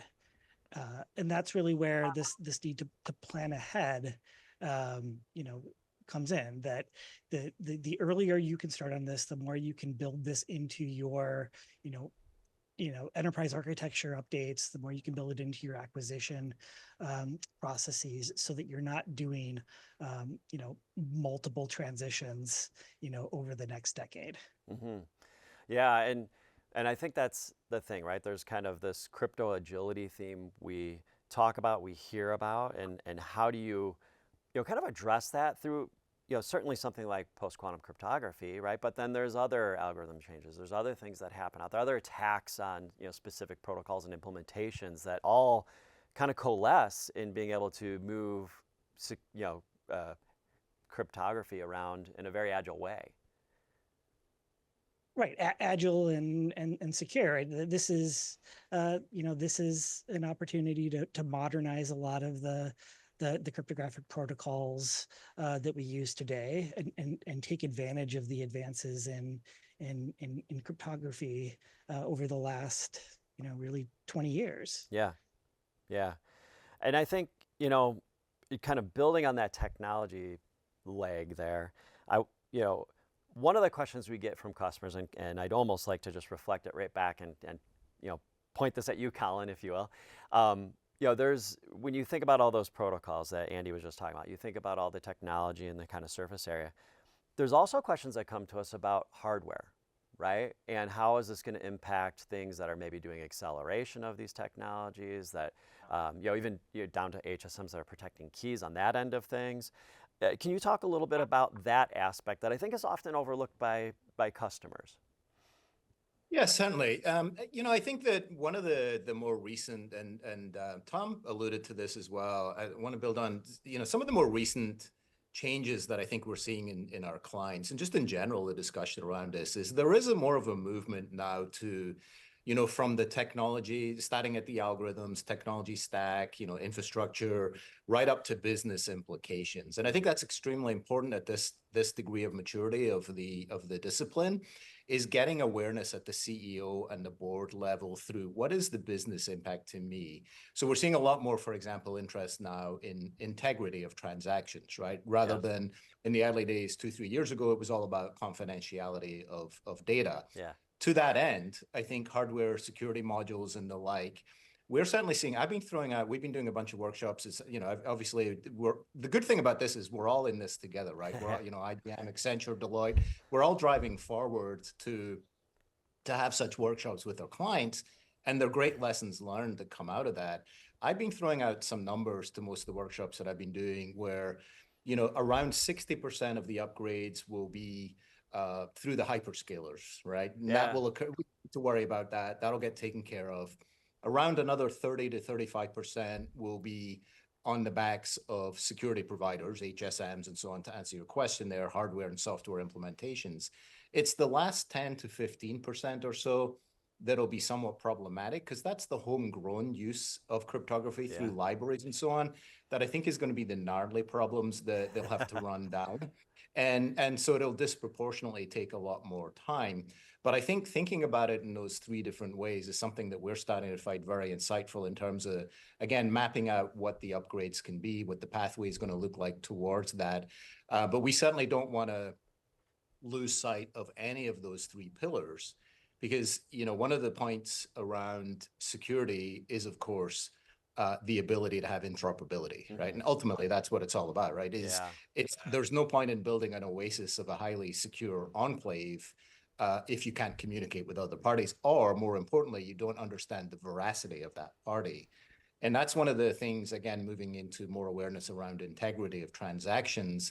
We almost think of this as, instead of a threat with an unknown timeline, which it is, it could also be perceived as a silent threat, because a cryptographically relevant quantum computer, if developed again, say in the next 5 to 10 years, no one's going to, or it's unlikely that will be advertised on a billboard.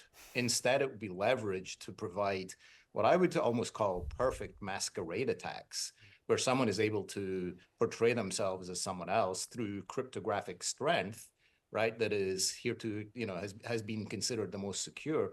And so again, it's very important that this is addressed early on, as Tom and Arfan and Andy have all said, so that organizations can start to roll out across their most prized possessions, data, and assets. Yeah. I just go ahead. One just offer there, because I think it's a really important point that interoperability, I think you said, no one, we're not in this alone. We're all working together. Our clients are all working together. Everyone's got an ecosystem, and everyone's going through the same process at the same time. And so coordination among that is really going to be key. One of the things that we built early on is this quantum security test bed, and not to be confused with what NIST does when they test an algorithm, but we actually test two things: interoperability and performance. The two things that are key to adoption of any of these new algorithms and agility and which HSM to use. What we found is everybody can say the exact same words, and yet the boxes don't work together yet. Yeah. Because it's early. It's early days, and all the manufacturers, they want their box to work. They want their software to do what the right thing. But now we're seeing that interoperability tuning has really become early on a really big critical success factor. And then the performance. These aren't necessarily worse algorithms in terms of performance, but they are different in terms of performance. And some organizations are very, very particular and timed into that performance issue. So getting that understood while it's still in a test bed before you start to bring it in and start to do trials, we found it's really, it saved a lot. Yeah, that's how you find these things. That's how you understand where the documentation is missing, or where the smart cards can't support the key sizes that you intend to eventually deploy there, right? There's all these kinds of nuances that emerge once you start to prepare and look into these things and figure out that environment. And it's funny, Colin, I think you mentioned it's not up on a billboard. Actually, when I was driving in this morning, there was a billboard. I wrote this down, and it literally said, "The secret of change is to focus all your energy, not on fighting the old, but on building the new." And it was attributed to Socrates, right? I think that's what we're talking about here, right? Absolutely. I'm so glad I wrote that down, because I was like, that is great. But we have all this old technology, and we need this bridge to the new technology, but we can't break everything on the way, right? And I think it's this coordination between, like you said, we're all in this together, we're all working on this, between all these parties to try and solve these problems, right? And I think, Andy, if we kind of look in your world, I would love to get your opinion on, when you think about all these parties working together, you think about the change that we need to navigate here. You have things like IETF, you have NIST, you have NSA and the standards there, private companies, vendors, all trying to work together. How do you think we can all work together most efficiently to navigate this transition? Yeah, I mean, I think the scale of this, is going to make that challenging. I think ultimately people will have to work together in multiple venues in different areas. So, you're going to see critical network security protocols being standardized and revised in IETF. So, that's a ubiquitous security technology. It's going to be important for organizations to make sure that whatever changes are being made there is consistent with their network architecture, with the needs of their applications and their business at large. I think, separate from maybe the standards level, then there's also the components level and the infrastructure level, that making sure that there are, that we do have reusable components like cryptographic libraries and, cryptographic infrastructure in the key management area that can be reused across different use cases and sectors to help facilitate that migration for all organizations. Yeah, yeah. And Arfin, not to call on you there, but I saw you nodding your head in agreement on some of that. Do you want to add to what some of the things that Andy was talking about? To be honest, I think we're all in line with the core message here. Is for you to have a successful quantum safe transformation program, you need to have an arsenal of tools, quantum safe tools. This is not a paper-based exercise anymore. This and NCCOE and various of the international working groups have done an amazing job on getting various tooling out there. And again, within IBM, for example, we have an arsenal of quantum safe tooling, assets, accelerators, to support quantum safe program service, which we are utilizing across the board. So from a program perspective, you need to consider tools that will help you kind of discover and inventorize cryptographic artifacts across the enterprise infrastructure. That includes your networks, your systems. and tools that dig deeper into your in-house applications, as I think mentioned Tom earlier on, to discover vulnerable cryptography components and conduct dependency analysis and generate C-bombs, cryptographic bill of materials. I'm sure you're familiar with that now. And furthermore, consider tools that also help you conduct risk assessments, present and manage your cryptographic risk and cryptography compliance posture, and help you prioritize assets for PQC migration, including tooling that provides you with remediation and migration support. Now, this is not alien. These tools are available today. There's a whole ecosystem of vendors, including yourself, Brian, that achieve that. Of course, IBM is so as well. There's one more thing I do want to highlight. That IBM has established a global quantum safe consortium, and we have powerful members: Thales, Continuum, Keyfactor, and DigiCert. Brian, you guys are part of this unique consortium, and within the consortium today, we have remediation solutions that incorporate the new PQC encryption standards across the wide encryption ecosystems. So today, if you're a stakeholder and you're considering what can I really do, what can I start testing, is there any kind of reference architectures and patterns I can look into? The answer is yes. Today you have PQC enabled HSMs to PQC enabled key management systems, from quantum safe PKIs, DigiCert, to quantum safe mainframes, quantum safe tape management systems, PQC enabled VPNs, quantum clouds, services, and so forth. So it's no longer a backburner item. The tools are there today, solutions are there today. It's just time to start working on it today. Yeah, no, and I appreciate that you mentioned that, because it's another thing. Clearly you're hearing from customers. I saw a lot of heads nodding. I think we're all hearing this. That inventory component, right? That's almost it's almost watering it down to say it that way, right? Because there's complexity in there. It's not just, oh, I'm going to run a network scan and I found all my public PKI. That is not at all what is happening here, right? You mentioned the cryptographic bill of materials, huge fan, right? I think that's the kind of right output for what's coming through this filter of what does my environment look like. But I think it's still very young, to be honest. I agree with you. Yes, there's a lot of tooling there, but I don't see that customers really understand what to do with those outputs. And I think that some of the tools are very new. So there's maybe not a common way to describe all of those things in a way that I can take that and turn that into a plan to go say, well, here's how I'm going to prioritize and address that, right? So it's very interesting to hear you say that. Yeah, go ahead. You do touch a very, very sensitive point, absolutely. Yeah. So we have worked with some of the largest telecommunication providers in the world, for example, on developing cryptographic inventories. And you are right, the tool is only as good as the data you feed into it. Yeah. Which is why you need to consider comprehensive tools that not just can discover and automate the discovery, but also tools that basically embed and analyze business and risk context around each crypto artifact. So as you discover artifacts, feed in business context, feed in risk context. Yeah. And again, you digest that data from enterprise tools like CMDB, ServiceNow, etc. Yeah. And this supports the program, supports the stakeholders to kind of, gather more data, to analyze the data and produce a risk and compliance posture that allows you to prioritize a quantum safe roadmap, as I think Colin mentioned earlier on the start of the conversations. So yes, the tools are getting richer within IBM. We definitely, everything I've said is basically, it's what IBM does. So yeah, absolutely.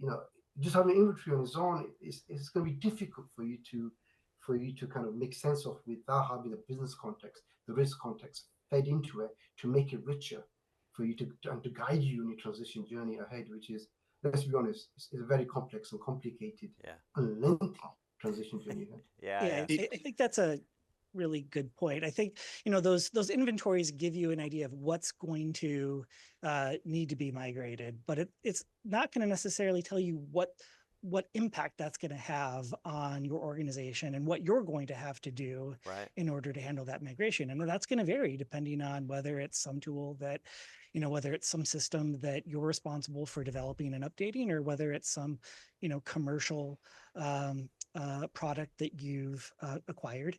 It's going to vary based on whether it uses, foundational standards that have been, yet to be updated. So I think it's really going to be important for organizations to take a look at what's on those inventories and understand, who's going to be responsible for what with the migration. Yeah. Yeah. If I may Yeah, go ahead. add on that, Andy, and I'm sure Tom, you've been seeing this as well. We found about a year or so ago, when we were starting to do these evaluations, we would start with, the discovery, get all the data and so on. I think where we're at more now, certainly the customers that we're interacting with, we're cautious that companies don't think this is a single year, single tool effort, right? That they don't think that they buy something, they're going to fix this.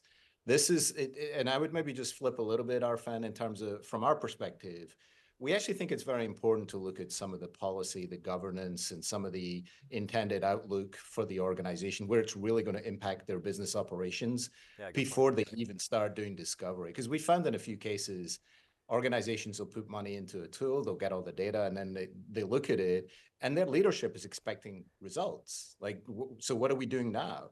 And so instead, I think that, because again, I think that getting the prioritization that's required to have this invested in as a multi-year effort, which I think everyone is in agreement it will be, is very important to set expectations with the funding mechanisms that are in place, whether it's the board or the CEO, and say, this is where we expect to be because, all this data is here. We're such heterogeneous, a global company. It's going to take these number of years. And so we're going to have to deploy the tools, carefully analyze the data, then do the prioritization. It's very important to get that holistic message in place, I think, because it's sort of similar to, we're trying very careful to get it on the radar of the decision makers, but not be alarmist in doing so, because I feel like you have a single shot at that. Yeah. If you're alarmist and it doesn't play out, then you've sort of lost the audience. Yeah, yeah. Absolutely. If I just kind of add to that, because that's an absolutely brilliant point that Colin just brought up.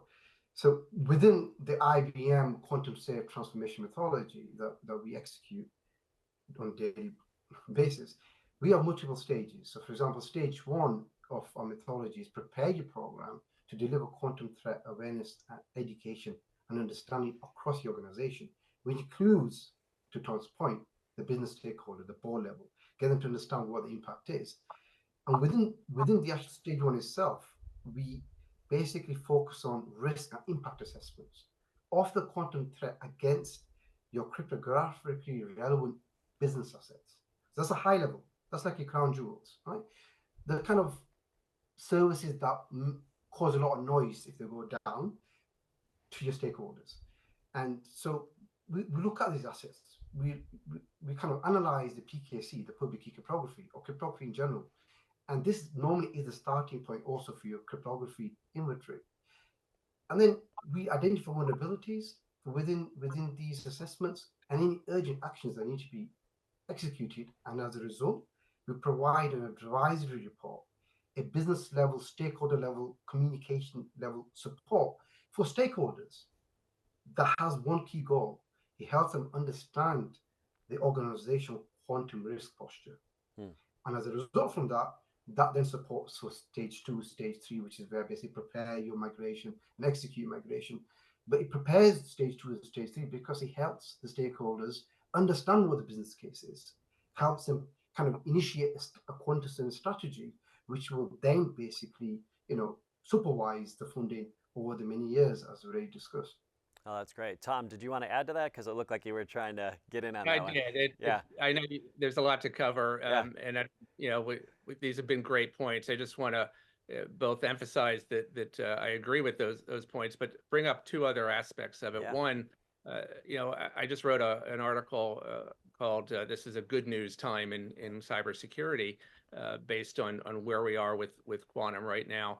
And one of the reasons I believe that is the innovation that's taking place from large companies like ourselves and from companies that didn't exist 2 years ago that are purpose-built to help solve a piece of this problem. We really are loving the innovation that's being brought to address these problems. The use of the integration of generative AI into a company's solution that used to just do scanning, and now it's tying it back into risk analysis reports and giving real results. We didn't see this. I did my first discovery job probably 4 or 5 years ago, and it was all manual, and it was just a mess. It was just a nightmare. It's a giant intelligence activity. Who knows what was where? Nobody knew anything. Now, we have a 4-part discovery methodology that we use. The first, step one is let's learn from what exists already. What scanners do you have? Can you pull out of your PCAP files? But even that has been highly automated, and there's Gen AI backends to that help put it into a framework that's really useful, that gives those results before you even get into bespoke scanners that can go in and do more of the estate and more of this estate. As we talked about, this is everywhere. Public key encryption is in everything. It's in the cameras, in the cards, and identity, and all these parts that you don't think about until you think about it. And so getting this right really does, as Arvind just said, it really lays the foundation for a successful remediation. And that's what it's all about. Nobody's paid just to understand something, a problem, and polish the problem. They're paid to solve the problem. And the professionals that are clients, that's how they get their money. That's how they get up every day, is to go solve the problem. So it's all about, how does the output of your discovery phase become the input to your remediation phase? And that's where you bring in crypto agility, and you bring in QKD, and you bring in the new FIPS pubs that NIST just announced. You bring in real solutions that can help mitigate whole swaths of your enterprise risk in a shorter time than before you have to go through one by one by one. So I just want to give a shout out to the innovation that's happening, both from the startup community as well as the large companies that have really put a stake in the ground and said, hey, we care about this. We understand risk. Our clients care. We need to really invest in this. And certainly Accenture's doing that, but so is everybody else on this panel. And that's good news for everybody. Yeah, and I love the point that's emerging here with everybody. Like, I've heard it from everybody, right? That there's multiple vendors in this space, and there's things that are happening from all of them to help facilitate. So they're extending things in new ways with AI and combining things in new ways. I hear from customers time and again, I'm sure you do, that they don't want just another tool, right? I mean, I think Colin said, maybe it's a misnomer. I'm going to buy this tool. It's going to solve the problem. I think that's absolutely true, right? You're probably not going to go get this one thing that's going to go solve this whole thing. But I hear from the customers that they want to tie together existing tools, existing infrastructure. They want to extend those. They don't want to deploy more agents or more scanners or whatever it is that's solving some part of the problem. They want to leverage that existing infrastructure that is deployed, extend it farther into this problem space, and start gathering that info. So I just wanted to highlight that because it was a thread that all of you talked about a little bit, but I just wanted to kind of tease that out a little bit. Arfin, I saw you were chomping at the bit. Yeah. I'm just going to say one thing. Innovation should not just be isolated to the vendors like those guys basically on this call. Yeah. Innovation is also fundamental for the organization itself as well. So client organization. So for example, I'm not going into the details, apologies, but stage 3 of our program methodology is execution towards PTC. As part of stage 3, what we also advise clients is to ensure you have a program feedback loop throughout your entire journey, which highlights lessons learned between different business units, between different technologies, etc. So you can further kind of improve and kind of improvise where you need to in your program. But also, what's fundamental is for organizations to ensure they innovate themselves. Organizations, your clients themselves, need to be able to test new approaches, new solutions and technologies throughout the entire migration journey. So they feed in this additional information to further enhance your migration. But like we already said, there's not a small migration. This is probably one of the most comprehensive cryptographic migrations, definitely of my lifetime. And I've been operating cryptography for 18 years. So you need to understand this is going to be a lengthy, decade-long migration. As part of that, you need to constantly innovate internally within your organization. Yeah. You need to constantly feed lessons learned and new information, solutions, and new migration patterns, reference architectures. All that needs to be constantly fed into your program framework. And the best way to achieve that, what we advocate, is establish a center of excellence, cryptography center of excellence, or even a quantum safe center of excellence. Now, don't think about it. It's not long an idea. Establish it, and many of our clients are doing that as we speak. Yeah. Yeah, I did want to go back to one point that I think it was you, Arfan, that made earlier. You were talking about automation and its role in this, right? And I kind of want to throw this one out there. I don't want everybody to make this panel last 2 hours longer, so maybe keep it succinct with the answer. But this is a point, an interesting point with customers, right? If you look at the industry, there's a lot of folks that are guiding towards everything should be 100% purely automated, and we have this purist view that everything will eventually be 100% automated, so there'd be no problem, right? And then there's kind of the other side of the argument where you have real practical customers with things deployed, and they're like, that segment of my network never will be automated. Here's all my reasons why, right? And there's a balance in there, right? So how, especially as we try to navigate a transition like this, maybe just kind of round table here, starting with you, Tom. How do you think we can thread that kind of automation question with customers? I think the word to focus on with solving this problem is orchestration more than automation. There's a lot of moving parts in the future of every organization when it comes to cryptography. Sort of we'll look back wistfully to the old days when we just had an algorithm and we just had to implement that algorithm and we were done, we were safe. Now it's not only different algorithms for different circumstances, different risks, but different implementations of those. Each country now seems to be making their own library of these new standards in different ways. They're going to be different in different protocols, different products in that ecosystem that we all rely on. All that is going to require orchestration. That is not something that can be done by hand. It's not something that can be set and forgot. You really have to build in that capability to manage it. That's why first understanding your problem with the discovery is so critical. Having that discovery output feed a remediation, an architecture that you can really grow with, that works today, works tomorrow, works in the future, grows with you, innovates with you.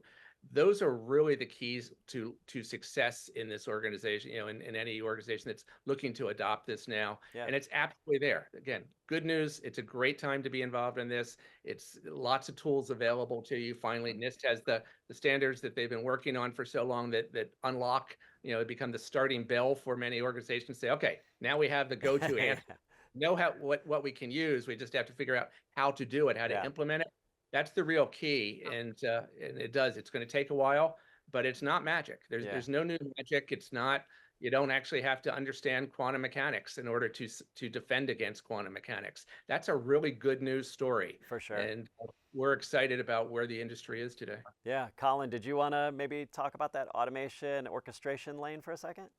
Yeah, I think orchestration is a good word, and I'd like to continue on the theme of good news, as Tom was saying. And I think good news is we have time. The only bad news is we don't know how long, right? To state the obvious. And so, again, it's a case of prioritization. I think if we take a huge step back and think about automation and orchestration, if we take a huge step back, and I often do this sort of as a thought experiment with clients, is take the word quantum out of this whole prospect.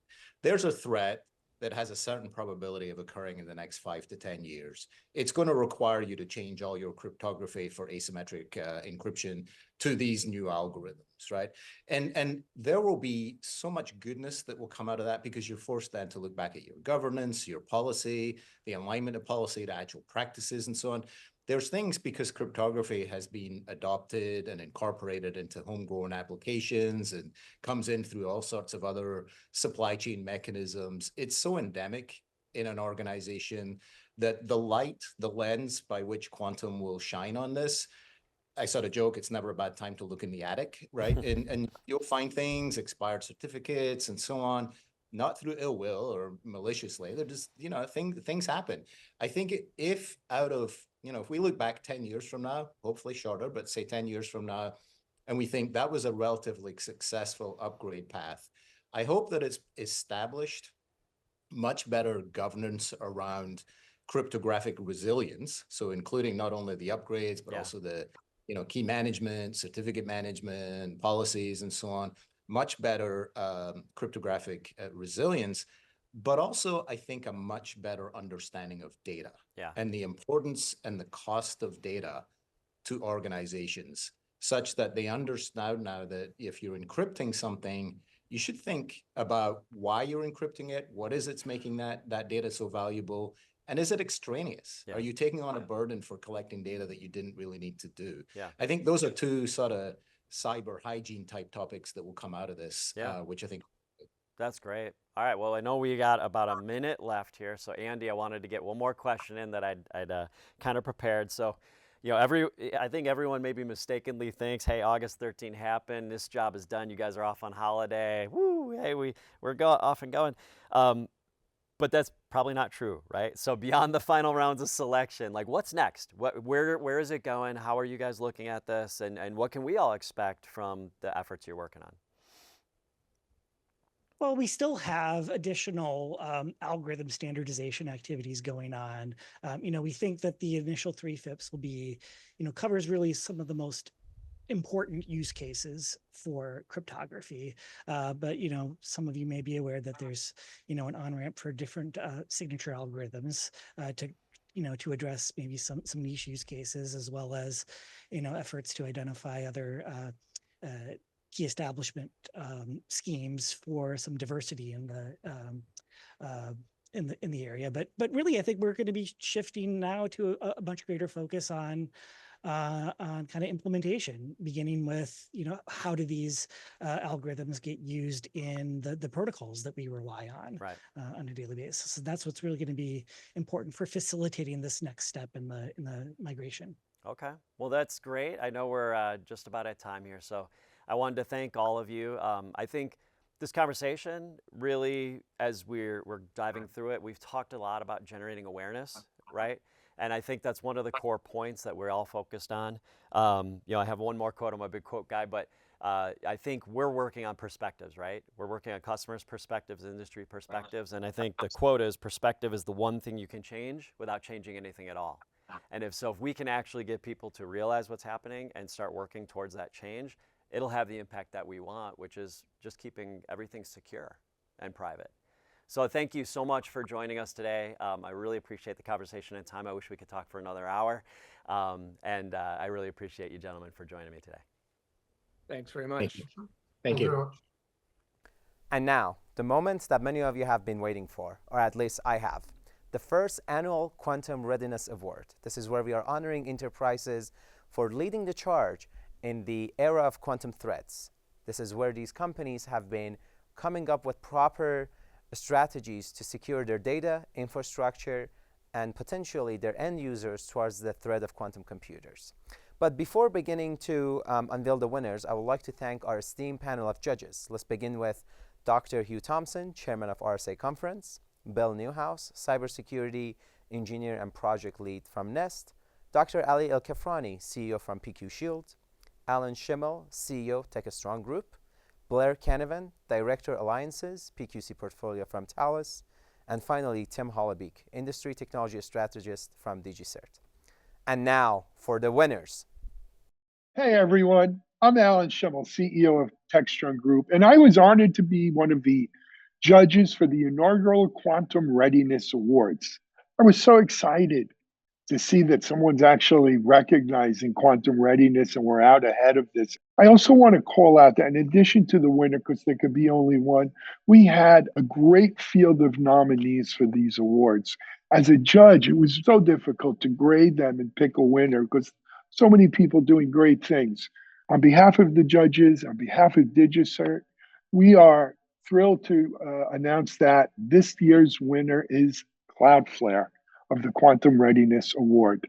Cloudflare's journey for quantum readiness and quantum cryptography excellence started way back in 2017. In fact, they had fully implemented advanced algorithms across their service line by 2022. That is just amazing. But in addition to that, Cloudflare has been a model citizen working in the global community to bring standardization and awareness across the board on this issue of quantum protection. They've contributed, they've open sourced their software from both an internal and external perspective. They are doing everything they can to be ready for a quantum future. Thank you so much to the judges for this award, which really recognizes the commitment that Cloudflare made to post-quantum cryptography many years ago now through the work of our research team. Cloudflare has been thinking about post-quantum readiness for about 8 years now. We recognized very early on that it was necessary to get our systems post-quantum ready for some undefined date at which a quantum computer would become a threat to cryptography. And so the research team began working on that, doing experiments, and the result is this award and the fact that our clients have post-quantum cryptography available in the box today. Cryptography is everywhere, and it will all need to change. We don't often get to touch this stuff. And now that we have to, we can also change some other things for the better. The marginal cost of change will probably never be this low again. It will be a big lift. But I would like to invite you to not see it as a chore, but as an opportunity. Hi, I'm Luke Valenta. I'm an engineer on Cloudflare's research team, and we're really excited and grateful to have been selected for this award. So what are 3 things that organizations should do now to prepare to switch to post-quantum? Well, the first is to make inventory and prioritize. Know exactly where you're using cryptography and which applications should be transitioned first. The second is to start experimenting early. You're not sure what problems you're going to encounter along the way. And the third is to talk to your vendors, make sure they're preparing for the transition to post-quantum as well. So why should organizations prioritize switching to post-quantum now and avoid cryptographic procrastination? Migrating to post-quantum cryptography has been and will continue to be a huge industry-wide effort. So we have no choice but to get going now. And so when I think about quantum readiness, every company should be having on their list of priorities to think about, are their systems ready for the coming day when a quantum computer can break classical cryptography? We don't know what that date is, but now is the time to start preparing. We have the algorithms, we have the implementations, let's do it. So thank you so much, DigiCert, for this award. And I would urge everyone who has to deal with cryptographic systems to get themselves post-quantum ready. Again, thrilled to be a judge in this inaugural awards. Congratulations to Cloudflare. Have a great day, everyone. Take care. Congratulations to our winners. Now I'm going to hand it back to Amit for the closing remarks. Thanks for joining us. Wow, those stories are amazing. Congratulations again to our Quantum Readiness Day Award winners, a true depiction of leading by example. Throughout our sessions today, 2 things resonated with me. 1, crypto agility is critical as we prepare for a post-quantum world. And 2, we are all in this together. As we close today's event, I want to thank you all for joining. I hope you learned a few new things, met a few new people, and got a few new ideas on how to start your post-quantum journey. If you're already down the path, that's fantastic, and we hope you developed some more conviction today. I wish you all safe travels on your quantum journey. DigiCert is here to help you along the way. Thank you.